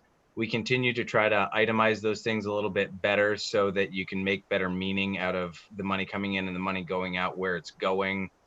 I did talk with Peter Orn briefly about maybe all of the towns that pay school taxes to the RSU, all of us providing cash flow analysis over the years and bouncing that off the RSU to see if we can all still make the payments, keep the school whole, but try to do it on timelines that make sense for each town and city. So we're going to try to keep working on that as well. Any questions? And then I feel like I'm doing a lot of apologies about, and especially about the meeting minutes. I apologize to Penny and to other members of the community for not getting those out in a timely manner. Know yourself and seek self-improvement. I'm probably never going to like meeting minutes. However, we've created a process. So Chelsea has been working on the meeting minutes as we're doing this. We went over the templates, how we take the agendas and plop those into the meeting minutes. And so our workaround is having some additional folks here in the office assist me in that so that we can get them all to you in a more timely manner. That said, you do have three. And the 10th. Yep, you have the February 18th, March 4th, and then I sent out the March 10th, but I sent those out just a little while ago. I don't know if you all feel comfortable approving those March 10th ones or any of them. So let me know what you want to do. I didn't get the March 4th one. I've got February 18th and the 10th. Yep, the March 4th was yesterday. I sent out an email that had 3 different attachments to it.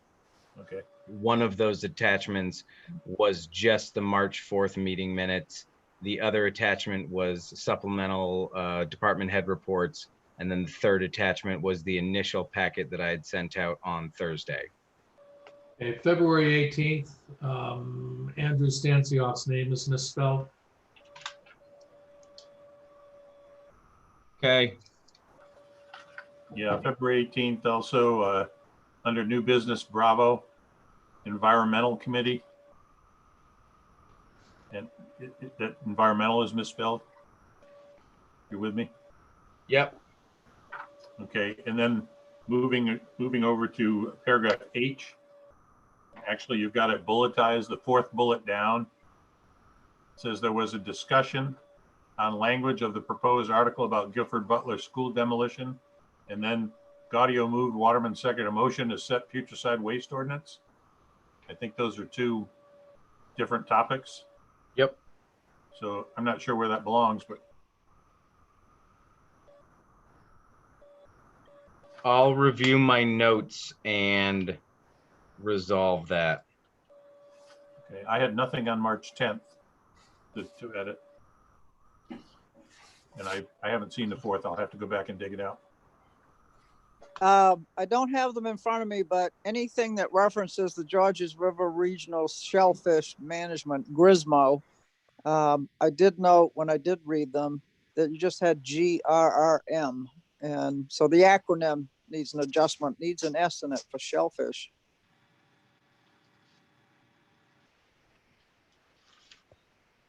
Yeah, and I think that was on the March 10th, and I'll check that.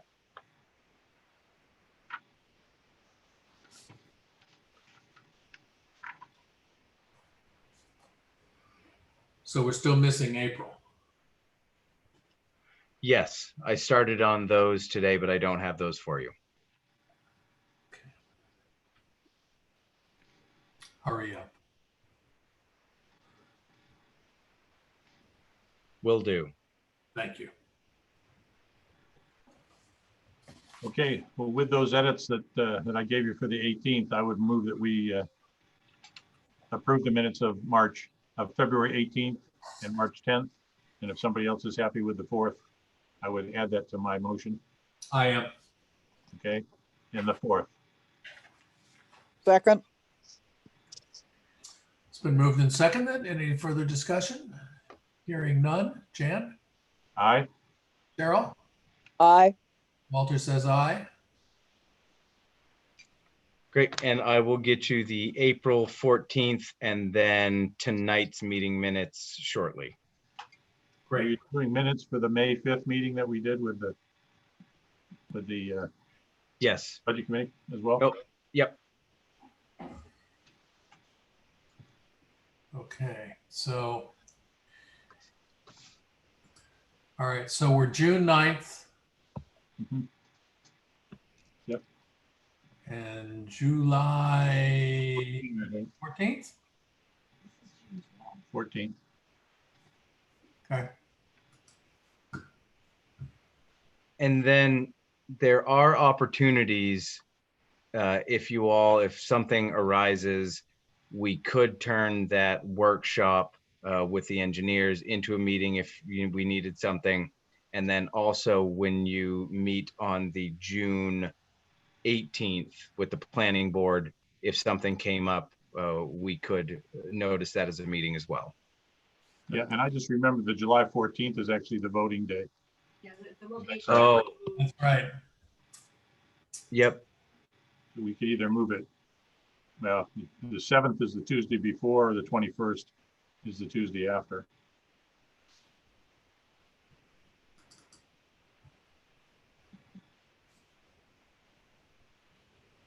I would maybe say, I mean, you all can schedule it however you want, considering, that items through June and July might still be in flux, meeting earlier in July, unless folks are planning on leaving for the 4th weekend.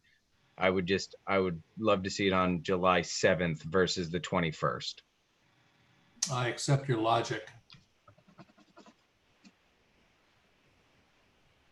Yep, I agree. Okay, so June the 9th, July the 7th.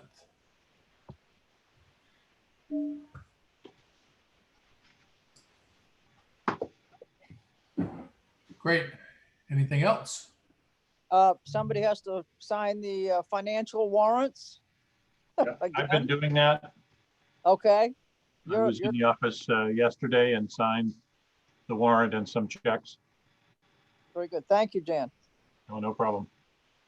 Are there any other comments from YouTube land? There was a couple of thanks from Wes and Theo. They thanked John Spear for his, potential comments on the bylaws in advance, and thanked the board and town staff for their time tonight. All right, then is there a motion to adjourn? I would just like to thank you for allowing me to participate tonight, and I missed you all, and it was wonderful to spend time with you. So thank you for having me. Oh, thanks, Penny. I missed you.